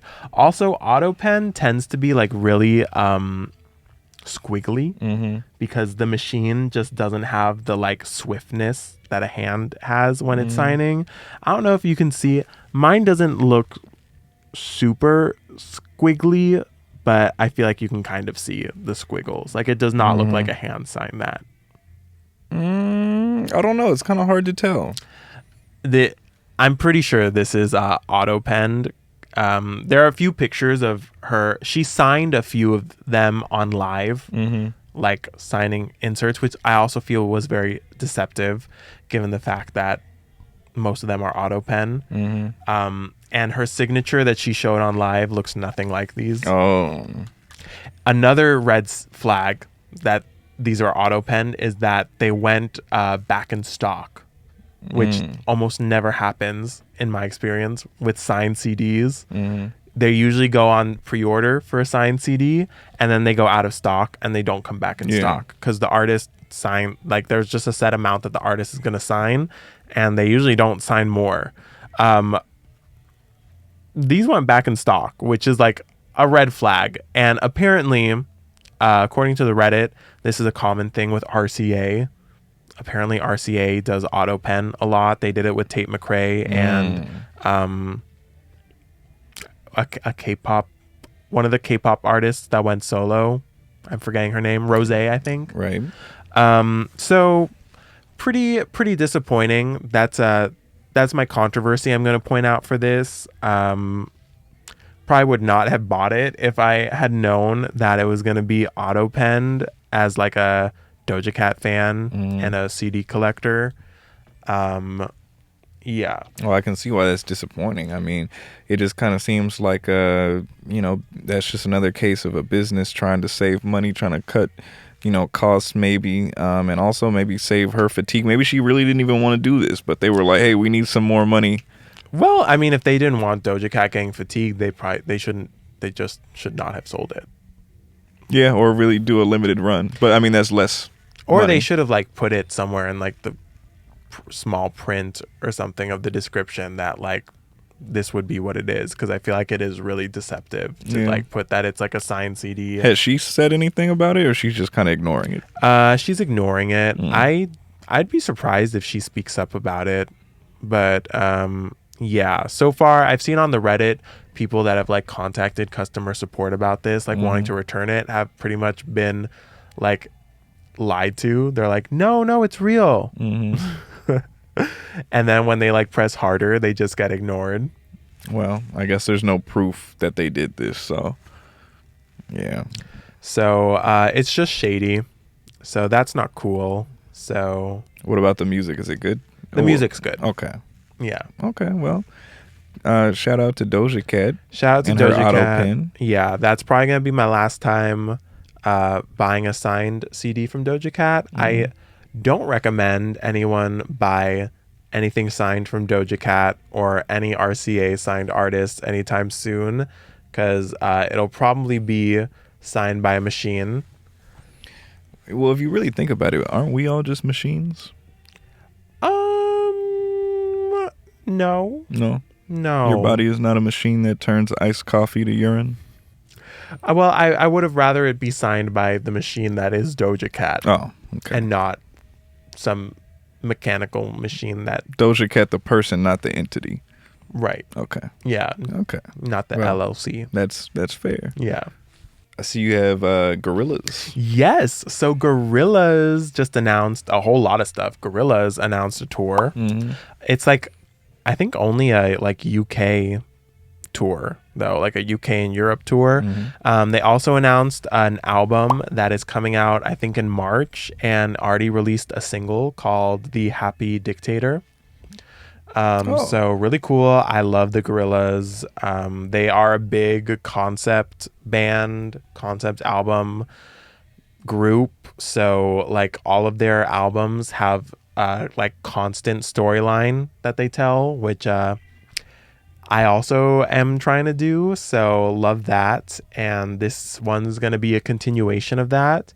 And I really like the song that they put out so far. And I'm excited to see the other singles and hear the whole album. Okay. Yeah. So good news for Gorillaz fans out there. That's pretty good. I don't really listen to them. And I like their big songs from that album that has like the 4 squares with all the characters in each one. Demon Days. Yeah. Yeah. I like some of the songs off of that one, the one with the little car, the camo car. Yeah, I think that one's called Gorillaz. Okay, yeah. And then I know the dude in it was also in Blur, right? I don't know. Maybe. Well, yeah. Well, good for Gorillaz. Yeah. Another group you really like, I see you're talking about the MCR tour. You brought that up? Yes. My Chemical Romance announced they are going on a 2026 leg of their tour, which is slightly rebranded now as just the Black Parade Tour, no longer the Long Live the Black Parade Tour. So this has a lot of the fans thinking that there's going to be new lore potentially some more stuff. There's maybe speculation 2026 is the 20th anniversary year of the Black Parade. So Well, that's not speculation. That it is. but the speculation is maybe we'll get a remaster Oh, of okay. the album. Yeah. Perhaps, hopefully, with the 2025 tour versions of the songs, like the extended version of Mama. Yeah. And that would be really cool. So it seems like they're really milking this whole Black Parade thing, which I mean, I guess we can't blame them because it's a massive album. Yes. The fans love it. I mean, that's my least favorite album of theirs, but it is a great record. What's that face? What's that face for? It's not a bad album. I still give it like a 7, but it's out of the bunch. I think it's like, it's overhyped. It's just too hot topic-y. Don't waste your time on me. You're already the voice inside my head. But they're milking this heavily. And when it comes to like re-releasing the album, they do already have the Living with Ghosts edition that came out, a while ago. They do. So it's like, would you really pay more money to get the Black Parade again? Yes. Okay. Well, fair enough. Well, yes. I would also love if they came out with a recorded version of the tour. Yeah. Or maybe they'll do a live album. That could be cool. I would love like a the live album. album version of the Black Parade, kind of like Life on the Murder Scene. I would take that in an instant. Mm-hmm.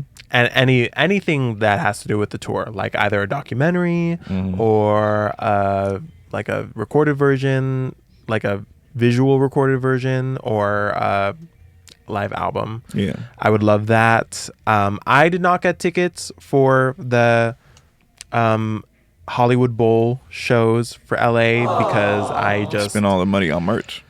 I couldn't justify it. Yeah, I spent a lot of money recently for the Tampa show. Also, I literally just saw them in the pit for Tampa. There's no way I'm gonna get that experience again here in LA. Also, do I need to have a second experience here in LA after just having that? I don't know. So That's the way I feel too. Because I mean, I haven't seen them since 2019 at the Shrine. at the Shrine when they did their like reunion show, which that was a great concert. But I kind of feel like I don't need to see them again because it was like such a good experience already, and like, I know their tickets can be a little pricey now. Yeah, I mean, there was a lot of negative feedback for this Ticketmaster sale from this show, this 2026 leg that happened. None of the US dates sold out. Oh wow. Yeah, which I feel like is big. All of the UK ones did, I think. But yeah, there's a lot of clapback because of the dynamic pricing, and just in general, people are like really upset over how expensive everything is. And I can't really blame them. I don't think a lot of the hate should be like pointed at My Chemical Romance. I think maybe it should be directed towards Warner, the label. Also, I was gonna say this like a little bit later in the topics, but since we're already talking about this now, I was talking about this to like a Lyft driver I had in Tampa on my way to the show, but we were also talking about like how expensive concert tickets have gotten. And one thing I was bringing up with this driver was that a big reason why concert tickets have gotten so much more expensive is because in large part there's a big picking up the slack of the way that music is not making as much money in terms of like the streaming sector, because it used to be that when you bought music and you were buying a CD that was close to $20, and a big portion of the revenue was coming from music sales. Now a lot of revenue is not coming from music sales anymore. Each stream you're getting 0.00 something cents per it. I know different labels have worked out different negotiations and it's all under wraps with the streaming services, but you're still getting pennies per streams for that. So there is a lot of making up for the scraps that you're getting in terms of streaming, and the fact that people are not paying for music. If you're talking about music being like undervalued, music is being undervalued in that sector, not in the live sector. The live sector is where people are like hiking up the prices to make up for the fact that you're really not making a lot of money as an artist at all from music streaming. So, you know, unless you are one of the top artists, in which case then you are making a lot of money. You'd still make even more money if you were selling physical CDs or physical music, though, which they are also. But, you know, that's also something to consider as well, is that, you know, back in the day when concert tickets were $50 and below, it's because people were buying music, and people just aren't doing that anymore. A lot of people don't even want to pay for their streaming. No, they don't, which I think that's crazy. I do agree that music has been like undervalued a lot to where people just kind of expect it to be free or like cheap, which, you know, that's not cool. But artists don't owe anyone music. Music is not water. Music is not air. It is not, you don't have a right to music. Like, it still is something that someone is making, taking their time and energy to make, and it still should be, you know, appreciated and paid for. And, you know, we're living in a day and age where it's like really accessible and you don't have to pay a lot of money to access it, and in a lot of cases it is free. But you know, it shouldn't be like expected that people just make music and you just get music, and that's just how it is. But in every other sector, you know, people make food and you have to pay for food, you know. Well, maybe this kind of then plays into their side of it, though, as being like, not everyone deserves music, so it's okay that we're charging you $800 to see Beyonce. But that side is being way overinflated, Yeah. because on that side, they're looking at $72 and like looking at through the lens like it's $10. So there needs to be an evening out. Yeah. The $72 should go down. And then on the streaming side of it, that needs to go up. If we just see a leveling out in that area, that would be much better. In my opinion, that's how I think that's how things will work. Maybe I'm a little biased now because I'm an adult and also I make music, but I wouldn't be mad if streaming services went up to like $30 a month. Like, I know it sounds crazy, but when you think about how much music you have access to, I feel like that would be fair, you know, to charge more in that sector, and then the live shows can come down. I think whatever people are paying for Netflix, it like whatever that rate is, they can pay for streaming services. Maybe a little bit less for streaming services. I think anywhere between $15 to $20 is like a good rate maybe for streaming services. I don't even think it needs to be like $30. But I think if everyone paid $15 to $20 for their Spotify accounts and Apple Music accounts and all of that, then we'd be seeing like a leveling out of like concert prices, because artists and labels wouldn't be like so desperately trying to like stay out of the red zone for these tours.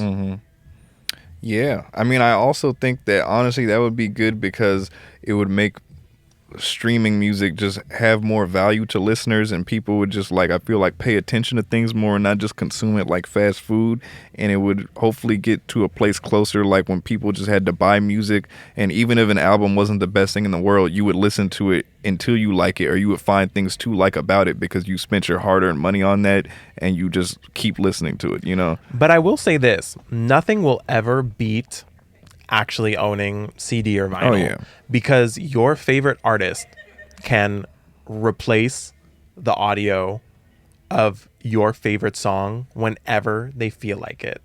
Beyonce, Taylor Swift, Kanye West. Kanye.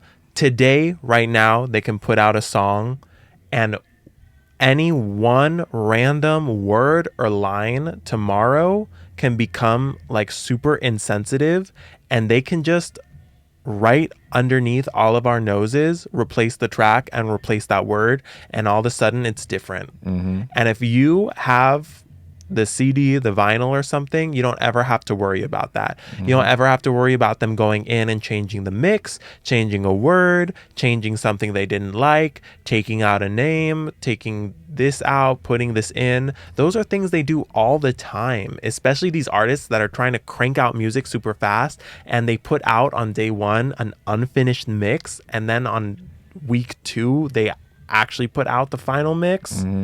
It's more common than you think.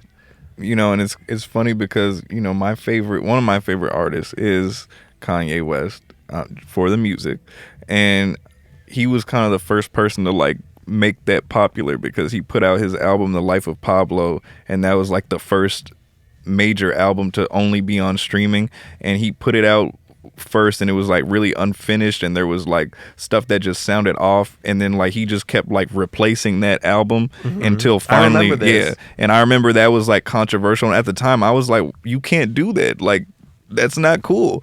But now so many artists have adopted that. Yeah, like they do that all the time, or they'll Beyonce submit their did that album with Renaissance. I remember she did that with a track. Oh, she did.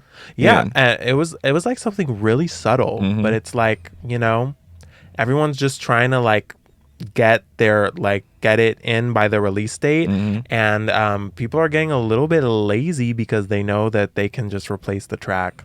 And even people like, for instance, Justin Bieber with his Swag 2 album, it was supposed to come out like, you know, at midnight, and then it wasn't out, and then he had posted before like, oh, almost done with the album, Right. And then they upload it and it's there in the morning. So I think that's just crazy, kind of like how They can replace things the are. album art anytime they want. They can replace the track anytime they want. Mm-hmm. So, like, if you get attached to anything, basically, moral of the story is if you only stream, don't get attached to anything because it can be taken from you at any time.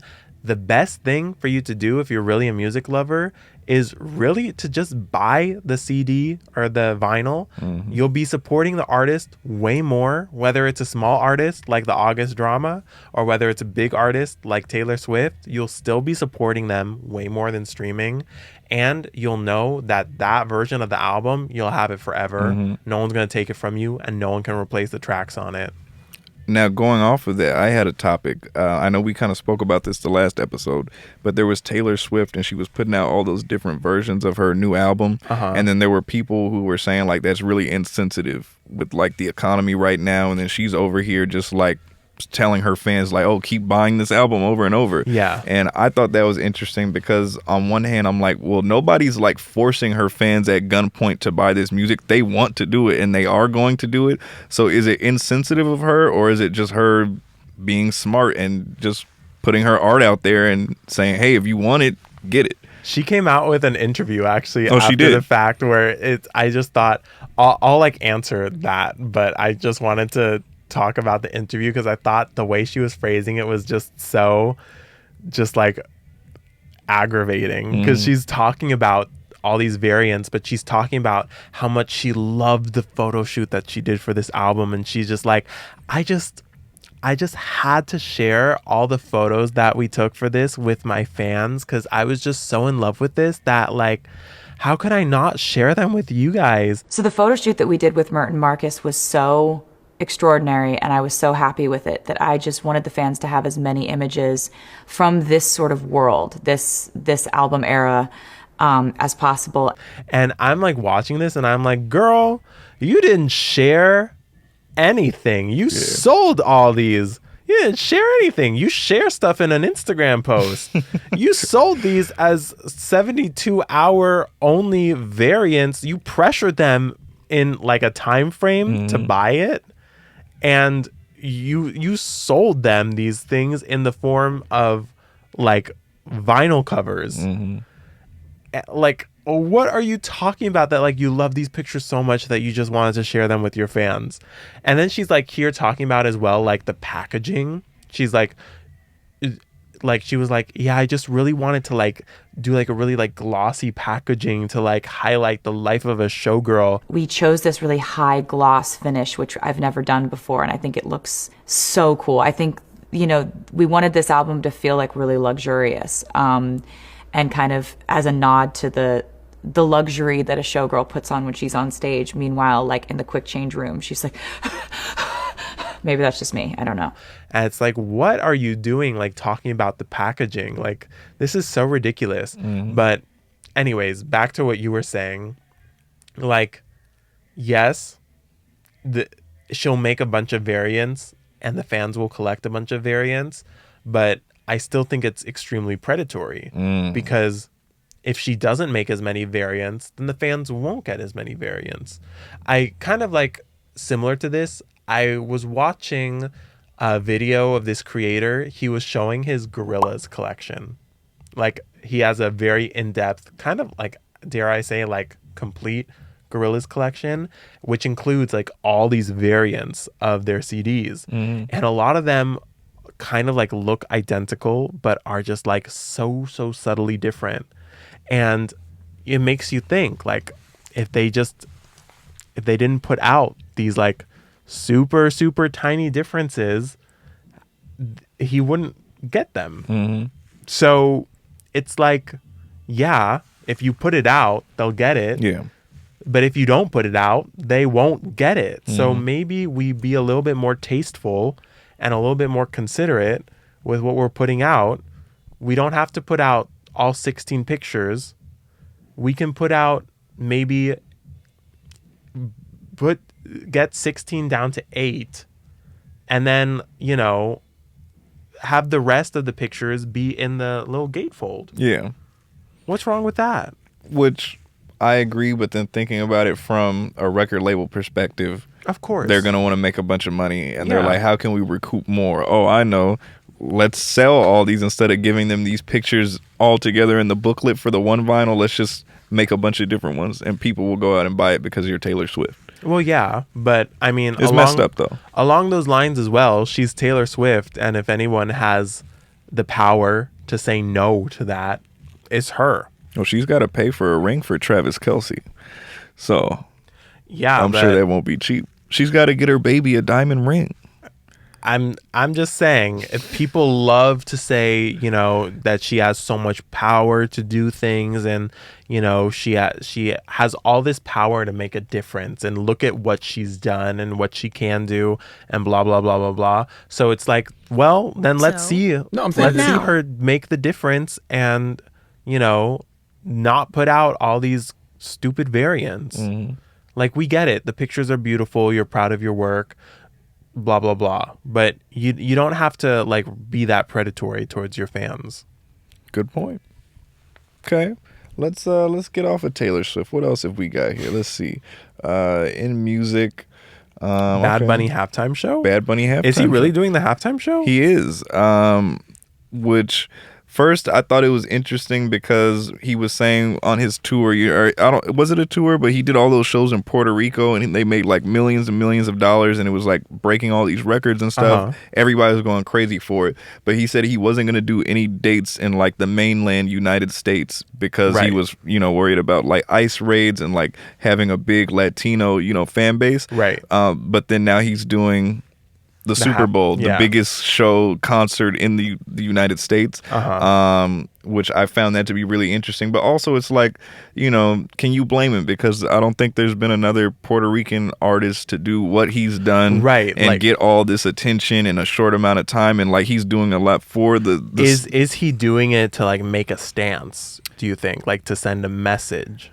I mean, I think we have to wait until the actual Super Bowl comes around, but like given how like Kendrick Lamar was trying to make a statement with his performance and what Bad Bunny's doing and what he stands for, I can see him like trying to do that when it comes around to it. Yeah, I hope so. I think he seems like the kind of person that he would use his platform to like kind of do something good. Yeah. So you know, I say props to Bad Bunny. Good for you. If he's the kind of person that refuses to tour in the U.S. because of ICE, I feel like that takes a lot of guts to do that. So I feel like he will have some sort of political message to say. You know, I also think it's really interesting because I thought, especially after like, did you see the Kendrick Lamar halftime show? No. Well, you know, there was a lot of controversy around that, and especially like with all the hip hop artists, you know, kind of getting shine in the past few years. Like, he was the first one to like headline on his own, but you know, in the past they had like Dr. Dre and 50 Cent, and like Travis Scott has been there and stuff like that. But I thought it was interesting that with country being so massive right now, and also like just the state of politics in the country, I'm surprised that they went with like a minority headliner again. You know, I thought for sure they were going to go with like a country artist to kind of reclaim power in a way. Oh my God. But I'm glad to see that the NFL decided to bring on someone like Bad Bunny. And I think a part of that is probably because of how much, you know, attention he's been getting with what he's doing at Puerto Rico with his concerts and how much money he's been generating too. So I'm sure that's a big factor. So good for you, Bad Bunny. Yeah, I also imagine a big factor also has to do with the fact that probably, I don't follow sports, but I imagine a lot of NFL players are not white. There's a lot of them, but they're not the majority, yeah. So I imagine that has some say too. Yeah. Can you imagine if they brought on a country singer? I really thought they would. I could see them think the doing like players Jelly would play Roll. worse. You think so? Yes. Yeah, I do. With the state of the country, and you see a white country singer playing, and you are not a white man playing in this game. I feel like a big fan base of the NFL though is the fan base, people. yeah, but if the players are not that, I think the players are more important than the fans. Okay, that's a good point. Yeah, that's a good take. Yeah, I mean, we'll see what the future brings too. I'm excited to see what he does. I'll be honest, I'm Puerto Rican, but I don't listen to Bad Bunny. I don't like that kind of music. It doesn't really do anything for me. He doesn't speak Spanish. I don't speak Spanish. So he's fake. Yeah. So I guess I'm fake. But yeah, Bad Bunny and that whole movement, like, I guess it's cool. I know he's like one of the biggest artists in the world. He's kind of like Drake of I didn't music. even know he was that big. I honestly didn't know he was either, but seeing what he's doing right now, apparently everybody loves Bad Bunny. So Good for him. good for you. I know I saw there was like an interview with him and there was a quote where he was like, "Oh, a few years ago I was like bagging things at a grocery store and now I'm like the biggest artist in the world." Like that's inspiring. cool. That's good for you, Bad Bunny. I guess I have to look more into his story and how he did that, but Yeah. good for him. Who's Michelle? Oh, Michelle. Okay, yeah, so I'm sad about this. There's this R&B group called Michelle. It's like 3 vocalists and then like a bass player and They're all named drummer. Michelle. Collectively, they're Michelle. And each one is named Michelle. They're not. I'm Michelle B. I'm Michelle C. You're Michelle. You're Michelle. I'm Michelle. I'm Michelle. Are there any more Michelles I should know about? Why, I'm Michelle. What kind of fool do you take me for? He's Michelle. He's Michelle. yours. Michelle. I'm. Michelle. Are there any other Michelle. words I should know about? meow. I'm out of here. Well, you should know about this, Michelle, because they're breaking up, unfortunately, and this was their last No. EP that they put out. It's called. They ended on an EP. They did, unfortunately, but they're Womp, great. womp, womp. I saw them at the Roxy. Ooh, hold on, can't play that. That's copyright. I saw them at the Roxy finally, like a few months ago, and I loved the show. They were so good. This new EP is called Kiss/Kill. I think it's pretty good. It's 6 songs. I like 4 of them a lot. It's like very kind of like 80s inspired instrumentally. That's like huge right now. Everybody's doing that. But it's like, yeah, really good stuff, kind of alternative R&B girl group. I wish them all the best in their future endeavors. Are they going into solo stuff? I don't know what they're going to do. I think Why they're are just- they breaking up? To be honest, I feel like they've been around since like 2018-ish, and they have really That's good not that songs, long. but they haven't really blown up. So maybe they're just They're kind just of giving frustrated. up? They might be. I don't know personally, but I saw on Instagram they put like a whole thing and were like, "Hey, this is going to be our last project. We're going to split up." Wow. So it's sad, unfortunately, because I think they're really talented, and I wish they were bigger because they're so good. But yeah, check out the E EP. Michelle, if you're watching this, you have a fan here. So maybe if you guys keep on going, then you'll get the success that you've been after. Yes, or if not, Charlie of Michelle, I would really love to work with you someday. I hope I get the chance to because you are an awesome producer. Only Charlie. Only Charlie. The rest I mean, the of you rest of them can are go cool home. too, but I, as someone who loves musicianship more than singing, It became personal with me. I just resonate more with Charlie. Right. Yeah. Have you heard of Young Thug? Do you Nope. know? You don't know Young Thug? Nope. Oh my god. Do I look like I would know who Young Thug is? Yes. I don't. Okay. Well, you kind of look like his new album cover. So Young Thug, you know, rapper, he's like very influential. He's moved the needle. He just had like this big interview and he's been in the news because he was like on trial for like a RICO case because they were saying that his record label was like a criminal entity and and so don't look like he beat the this. case and so he put out this album. It's called Oi Scooty, I don't know, but yeah, it was really weird because the album cover he's like white and he's got blue eyes, and then the first song at the end of it he's like saying he's dropping the hard R a lot. Is he white? No, he's black. Oh. But the album cover is like him as a white person, Oh, okay. I guess. And I was like, this is really weird. I didn't really listen through the album because I was kind of put off by that introduction. And like, I know he's done controversial stuff in the past. Like there was a big thing like in the mid 2010s where his album cover for his album Jeffrey, he was like wearing a dress and everybody was making a big thing of that. And then his album him. before that, he was like pretty much naked on the cover. Oh. Yeah. So he likes pushing the boundaries. I guess he does. I also think it's interesting, like he had an interview and he was like, "Oh, I don't have a problem with gay people. I work with gay people, blah blah blah," but saying like he's not. But then when you look back in the past, like in the early 2010s, like he was like cross-dressing a lot. So he might be in the closet, maybe. I don't know. He was calling the head of the record label he was on, Birdman, he was calling him his lover, and he was calling his friend Bay.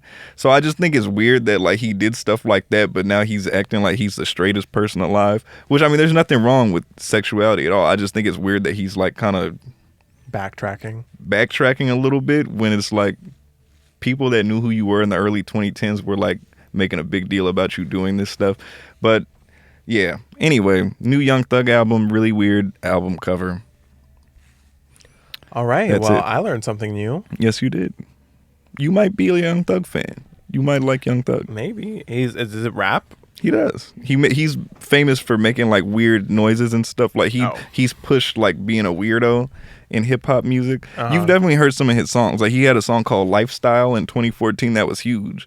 It was like, did a lot of shit just to live this here lifestyle. It's the beginning. Okay, I don't think I'll be a fan of that. Oh, okay. Well, maybe not.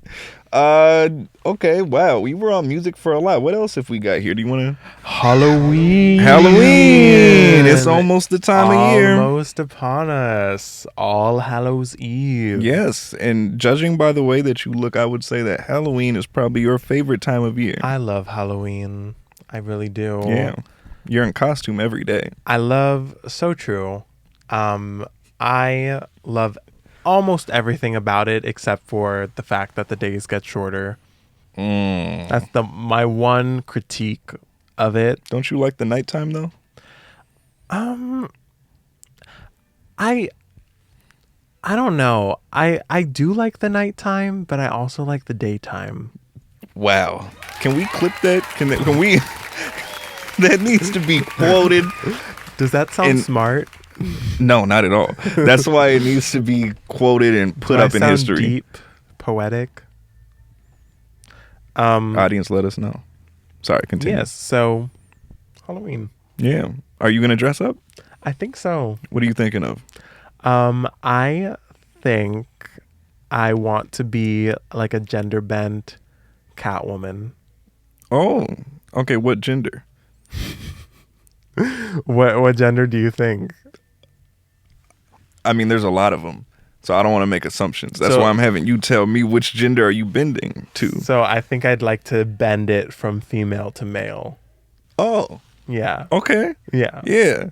Yeah. Okay. That's cool. Yes. Thank you. Wow. Thank you. And how are you gonna bend that gender? What's gonna make it gender bent? Like, how are people gonna know that you're not Catwoman but you're Catman? Well, I identify as a man. Okay. So I will just continue dressing the way I identify. Mm-hmm. But, you know, as just taking everything that like Catwoman looks like, but in a male version. Are you gonna be naked? Well, is Catwoman naked? I don't know. No. Oh, she's not. Okay. Cool. Well, no. No. Okay. Okay, that's cool. Yeah. Yeah. But I've ordered some pieces already. Oh, you did? Which I'm really excited about. Did you get a tail? I don't think I'm gonna have a tail. Oh. No. But I ordered like a little helmet with cat ears on it. Not like a helmet, like it's like I'll show you. Okay, let's see it. And which Catwoman are you gonna be? I am going to be. It looks like this. Oh, okay, helmet. yeah, It's pretty cool. Yeah, I don't know if I would call that a helmet. Well, I guess it kind of looks helmet-ish. Yeah, it's kind of like a hood, like a almost? flight pilot hood. With cat ears. Yeah, I'll show the audience, or actually, I'll put it edit up on. Yeah. Edit it. So I'm gonna have that, and then I ordered these really cool goggles. Okay. To go over it. Have you been practicing your meows? Meow. Yeah, you got to work on that. You still have some time before Halloween, so you definitely can improve that before the big day. Okay. Wow, those are good. I could see you wearing those casually. They're gonna go over that. Yeah. So it's gonna look really good. It's gonna look very much like that together. You know, you might end up just looking like Arthur from The Tick. Have you ever seen that? The blue one? The Tick is the blue one, yes, but you would look like Arthur in a way. Let me find that. Yes, show me Arthur. Oh, But like That's- Black Arthur. that's cool. Yeah. Yeah. Yeah, and then the rest of the outfit will just be like something, cool, black, leathery. Okay. Yeah. Wow, black and leathery. Okay. Are you gonna have like any other accessories or? I think I'll have like some claws. Okay. No whip. Probably not. Oh. But I think it'll be like a fun costume that's not like too crazy And multi-purpose. it'll still be comfortable. Multi-purpose. Yeah. For what? There are some spaces that you might find that attire fits a little bit, Maybe. Yeah. Yeah. Like some of those places where you have to leave your phone at the front. They have them in Hollywood. Those concerts. I don't think there's music. Well, there is music, but I don't think it's like live music. Oh, I don't think Yeah. I've been to these places. Yeah, they get pretty sweaty. But what okay. about you? Are you gonna dress up? I might. At my job, they were talking about that we should dress up for Halloween. So if I end up working that day, I don't know what I would dress up as. Maybe something from Metal Gear Solid. I think that would be logical. Except there's not many black characters. There's like one. Make them black. Okay. Ethnicity bending. Yeah. Yeah, okay. Maybe I should be Raiden. But I don't know. He's a little too small. I think I have a little bit more meat on my... I mean, I'm not like a big guy, but I think Raiden's a little slimmer than me. So maybe I can't be him. Maybe I'll be Snake. Which Snake? We don't know. Time will tell. Okay, well that'll be fun. Yeah. What else do we have here? Video games. Video games. Okay, tell us a little bit about these video games. What video game have you been playing? Well, I haven't been playing this one, Oh. but I have had my eye on it. It's Sonic Racing Cross Worlds. I played the open network test for it, which was I think it was just like 5 days, and it was really fun. It was so much fun, and it made me really want the game. That's a Young Thug album, by the way. What? So much fun. Wow. Yeah. Me and him are just linked creatively. Yeah, you are. Okay, I'm sorry. It was so much fun, and I really want the game, and it like just came out this last Friday, I think. And I'm gonna wait for it to go on sale because it's pretty expensive. It's like $70. Oh, I know. like an average concert ticket. Yep. And I don't want to pay that. And so I'm keeping my eye on it, and I'm waiting for it to go on sale. But the minute it goes on sale, I am getting it, and I'm so excited. And what do to you do play in it. this game? You race. It's like Mario Kart, but for Sonic, and I feel like it is a little bit better. Oh, that's kind of crazy to say. Yeah. What makes it better? You can ride hoverboards, which is pretty cool. That's like right up my alley. Is it open world like the new Mario Kart? No, it's not. Oh. Yeah. That might hurt it. And Sonic doesn't have Donkey Kong. No, but he has Vector. Who is Vector? See, we don't even know the dude. You don't know the dude. Who knows Vector? Anytime you think Sonic, you think what's his name? Shadow. You think Knuckles, Amy, Eggman. But who is Vector? This is Vector. Oh. Yeah, I've never seen this dude in my life. Did they just make this up for the game? No. Oh, he's kind of got shoes like you. Those are nothing like me. Oh, he's naked. He is. Yeah. He is. Is he in that trope? The naked That he needs to be naked. Yeah. Yes, yeah. He's the one and only male character. Actually, all Sonic characters are naked. Oh, so they're breaking down the Actually, barriers. except for the female characters. Oh, wow. So they Can we are- clap for that? They Sega. really are breaking down barriers. Yeah. Wow. I will be only playing as Rouge the Bat when I do get the game. I love Rouge the Bat. Okay. I'm surprised you're not a Sonic character for Halloween.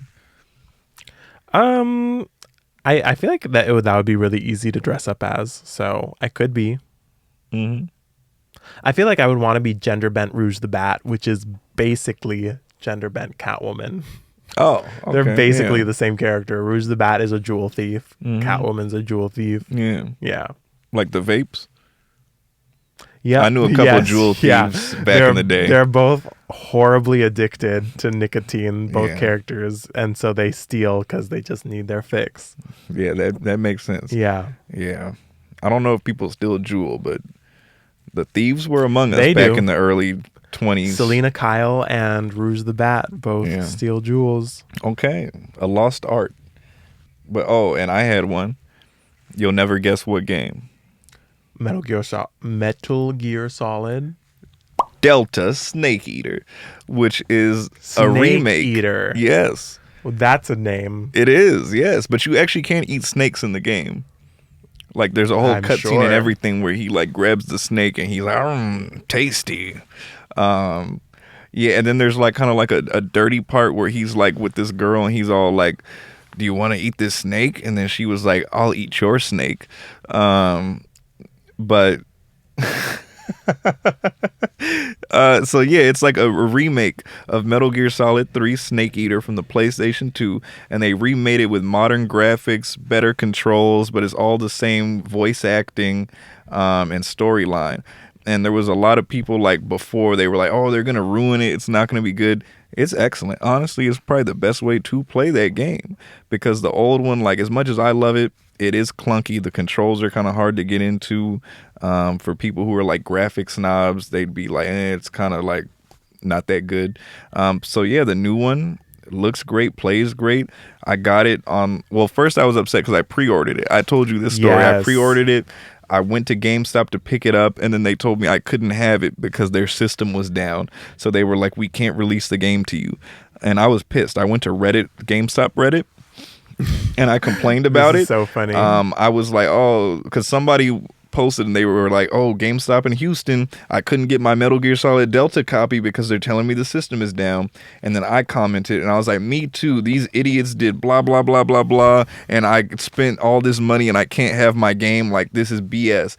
And then I started getting all these downvotes. People in the comments were all like, oh, quit acting like a baby, like, oh, are you stupid, blah blah blah, this and that.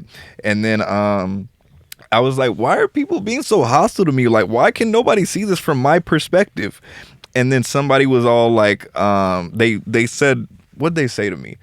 They were all like, why are you complaining in a customer subreddit? And then I was all like, it's almost like I'm a customer. I don't know. And they were all like, sorry, I'm an employee. And then I looked at the subreddit and it was all like, for GameStop employees. I was like, oh, so that's why. That's so I so just funny. deleted it and I took the L. And I You was were like, in enemy yeah. territory. I was, yeah.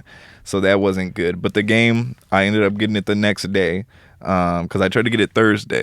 So I got it Friday, and I got all the achievements by Sunday night. Spent That's a lot of crazy. time in that.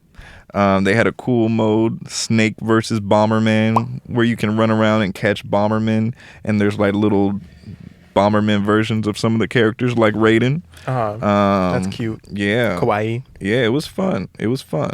They're going to have a multiplayer mode that they're adding, but I already packed up my Xbox and stuff because after I did that, and then I got all the achievements on the original Snake Eater on PS3 and on PS Vita, all within that same couple of days, I was like, man, I need to go outside and touch grass. So I just Yeah. packed up all my games, and now I'm going on hikes. Wow. I'm getting haircuts again, That's which is great. why I don't have a hat this time. Trimming the bush. That's very good. Yeah, I turned over a new leaf. But I'm excited to see how that multiplayer game mode they add turns out. Nice. Well, another fun gaming news is one of my favorite games, My Hero Ultra Rumble, which is a free battle royale style fighting game based off of My Hero Academia. Is currently having their 2nd anniversary right now. Wow. And it's very fun, and there are lots of like free game currency being rewarded right now, so it's a good time. I'm enjoying myself. You in that tried to get game. me to play that, and we have played Yeah. it a couple times. Yes, we have. But that game's a pain in the. For you, I feel like for most gamers it would be. it's just For like you. like it doesn't make any sense. For Like I'm you. throwing cement at people and it's not working. Yeah. I just keep dying. Andrew's like flying through the air and Yeah. you know, I'm like, can't we just play Fortnite? We can. Yeah. Well, not anymore Why not? because you packed up your Oh Xbox. yes, I did. I did pack up my Xbox. But I've been contemplating playing Fortnite again. I think they're gonna put like a Doja Cat skin in there, and so that might make me revisit it. Yeah, that would go well with your Sabrina Carpenter skin. Yeah. Yes. Okay. Yeah. I might play it again. Well, I will not play it, but I wish you all the fun in the world on that game. Thank you. And maybe one day I'll join you again. One day. One day. Things I found in my closet. So backstory here. I'm 25 and I've been fully living on my own, like outside of college and stuff. I've been fully on my own now for over a year. And so my mom hit me up and she was like, hey, you know your old room over here? We're going to turn this into something else. So What are they turning it into? Well, when I went there was just an elliptical sitting in the middle of my room. Oh. So I'd assume that A they're... gym? Yes, I guess so.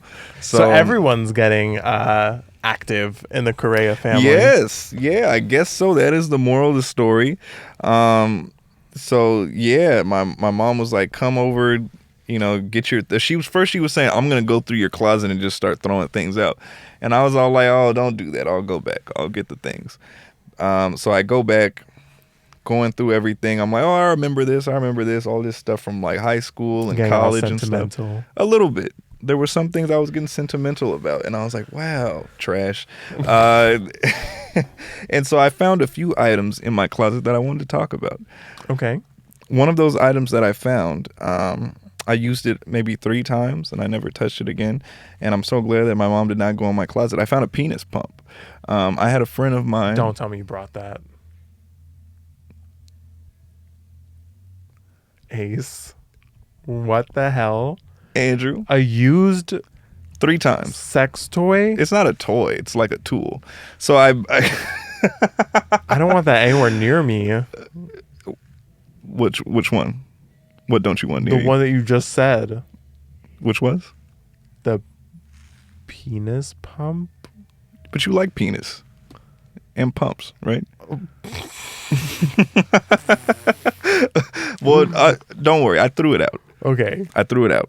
I used it 3 times because I had a friend who was like telling me like, oh yeah, like I've been using this thing and like it really works. Like I've been using it for a couple months and man, I got like, so I was all like, man, that sounds like BS. I don't believe that. And he was like, oh, just try it out.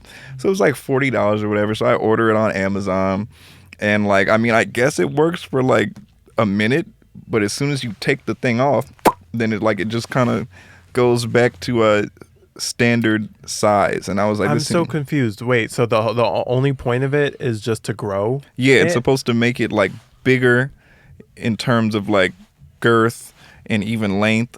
And so then what, like, step 2 is what? Step 2 is then you do whatever deed you need to do with it in that altered state. It's kind of like But anchor you're saying arms. it doesn't last. For me, it didn't last. It was like as soon as I took my, as soon as I removed myself from it, I just kind of like went back to normal. And so I was like, this feels like a scam. And it kind of hurt a little bit, you know? So yeah, but it was in the closet and I was like, oh wow. I really hope my dodged mom the did. bullet. Yes. I hope she didn't see that. I also found some clothing from my college days. Oh, okay. Yeah, That's always fun. I had like my my hoodie that I graduated, or not graduated, but they sent us when we went to Thornton. Yeah. Yes, the Thornton hoodie. Yeah. I found some jock straps in there from college. That's fun. Yeah, threw those out. I was Why? like, I don't need these anymore. Why? Because. Perfectly good jock straps? Oh, did you want them? No. You sure? And then another thing that I found a lot of video games. Like I have like all the Call of Duties except for Black Ops 6. Well, that's great for you because you collect them. I do, which is why they were in the closet. Wouldn't you have known what video games you have? But I hadn't seen them in a while. Did you find any that you bought duplicates of? A couple. Oh no. Yes. But I'm gonna keep them anyway. Okay. Yeah. And then I also found a guest. I have a guest. Yeah, you were blowing it up. Hold on 1 second. London is calling, but I will not answer. So this is Oh my God, my friend Ace. Judy. Hold on. There we go. Oh. Okay. Is this used? Yeah, I used it in a music video for the Oh. video for Never Alone. Can we like cover? Oh, okay. So this is Judy. Everyone say hi, Judy. Hi, Judy. So Judy here, she's a starlet, okay? I found her back in the day, and I blew her back out a little bit because that's where you have to insert the air. Andrew kind of heard me earlier, and I was a little embarrassed. But yeah, she was in the music video for Never Alone, for those of you who may recognize this face. And she's just really happy to be here. I haven't seen her in so long. She hasn't felt the touch of a man in God knows how long. Now she's got 2 gripping her. So I think she's really going to enjoy this podcast. And she's smothering Helena. Oh, yeah. Poor Helena. Well, some people are into that. I hope Helen is. And to all you out there, please let us know what you're into and how we can help with that. But yeah, Judy is now out of the closet. And what's next for Judy? Well, there's a lot. There's a lot that Judy can really get into. She's very talented and skilled, so she's looking for work. She's open and ready to work, as she would say on LinkedIn. So if any of you have any Does she have a college degree? She doesn't cook. She doesn't clean. She doesn't have a college degree, but she also doesn't have a ring. So yeah, let's help out Judy. Can we? Yeah. If there are any locally owned McDonald's that are hiring, she doesn't have fingers, but I feel like she can like flip over the fry machine. Yeah. No, definitely. I mean, she's got some uses that she can provide. So yeah, that's Judy. Thanks for stopping by, Judy. Please don't come back again. Or wear clothes next time. Yeah, I forgot to let her know she'd be on camera. Yeah, she's a exhibitionist. She's a free woman. That she is. And actually I have realized something. It looks like she is not in this recession with us because there is no bush. She's hairless. She is hairless. She's been grooming. She does invest in her grooming products. Yeah. She's not going to let any economy tell her what to do. No, she won't. Well, Judy, I will escort you back to your happy corner. Yes, thank you for coming by, Judy. Thanks so much, girl. I got a tattoo. Yes. So I have here on my hand, I have this. Wow. This star and also some little symbols underneath that. Now Get it real close. Okay. Get it real close to the camera. Now to the naked eye, one might think, what would one think this might be if you were the naked eye? Well, obviously, it's a black star. Mm-hmm. And then underneath are all the different dissected parts of what the star could be split up into. Wow. I didn't even know that's what that was. Well, yes, it is a black star. And speaking of black stars, this is the album cover to Black Star by David Bowie, his last album. I love David Bowie.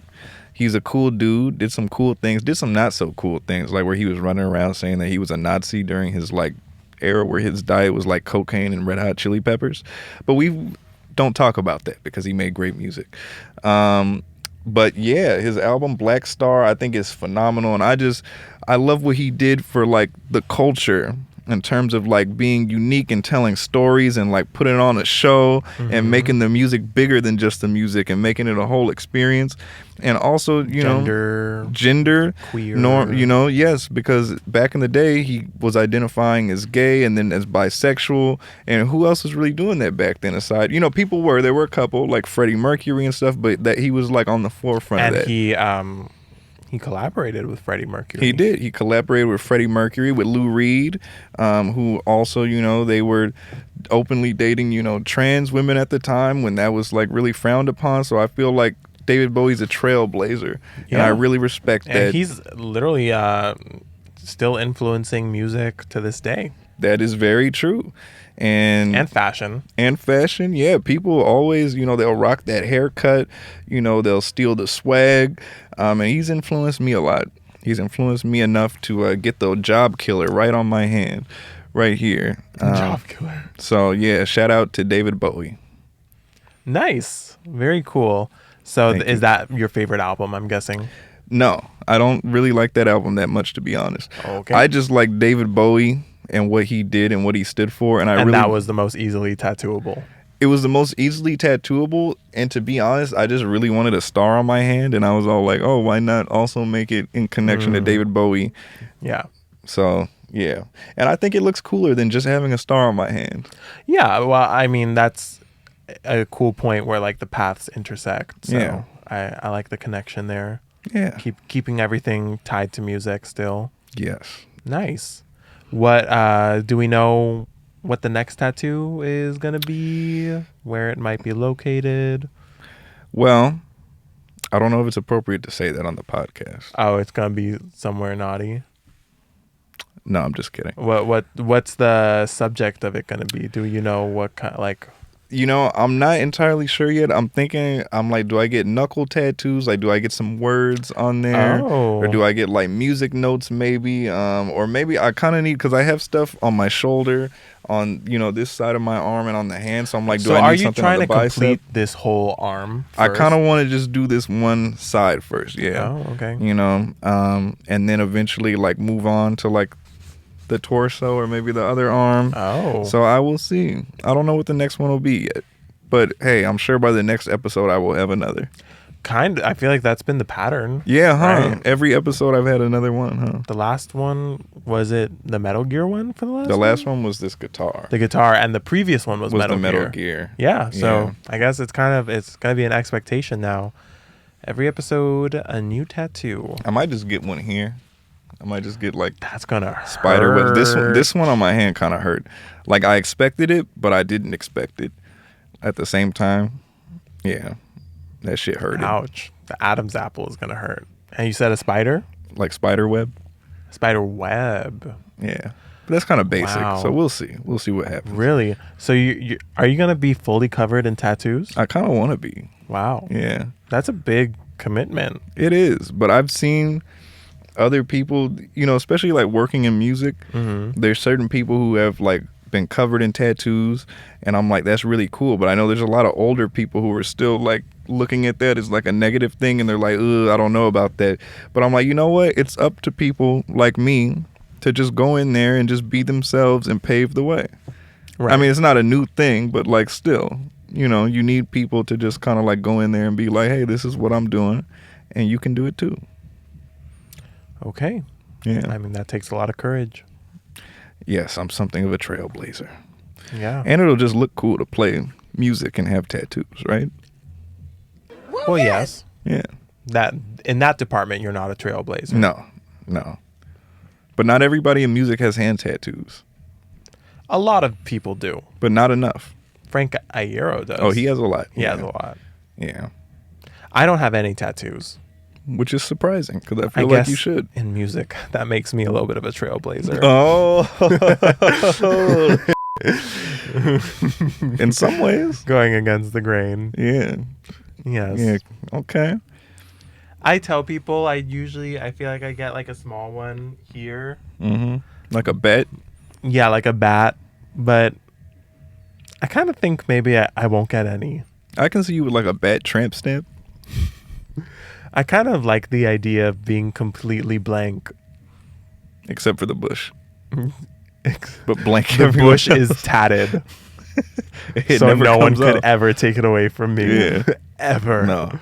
Yeah. Not even aging. Yeah. Audience, you let us know what should my next tattoo be? What should our next joint tattoo be? Yeah. Oh, you want to do that? You want to get like, I'll get half, you get half? Yeah. And we kind of like clink together. Let's just both get a spider web here. I'm So down. I'm this with is that. my only one. That'll go great for me. I think it will. Yeah. People will be like, "Oh, did you see that 6'1" dude with the big platforms and the spider web on his The neck? one spider the web on piercing his neck. eyes.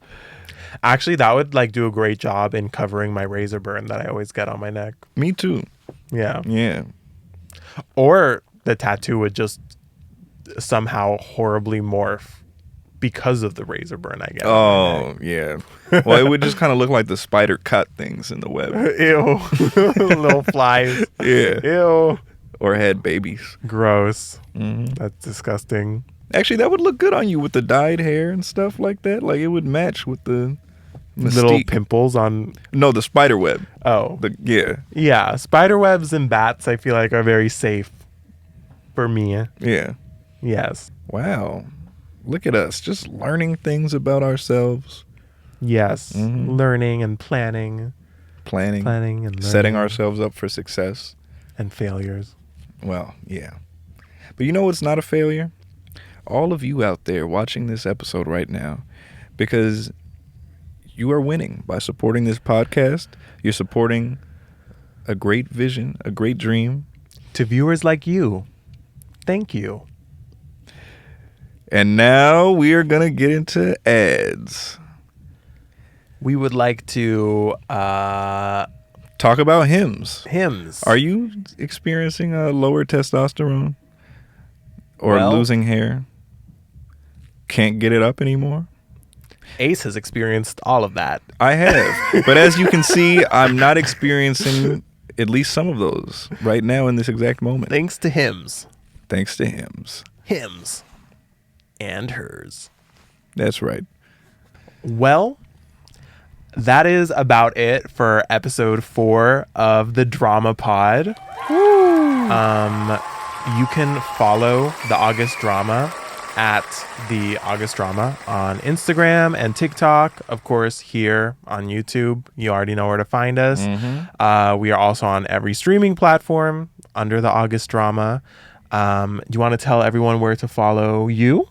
You can follow me also on Instagram and everywhere else where the internet lets you search people up at animalsoverpeople__. Yes, and then you can follow me. My personal account is at Andrew Rudy with 3 Ys on Instagram and TikTok. And then here on YouTube, it's just at Andrew Rudy. Well, Andrew Rudy, Ace Correa. this has been real. This has been real. And to all you viewers out there, have a wonderful week. Have a wonderful month. Stay safe.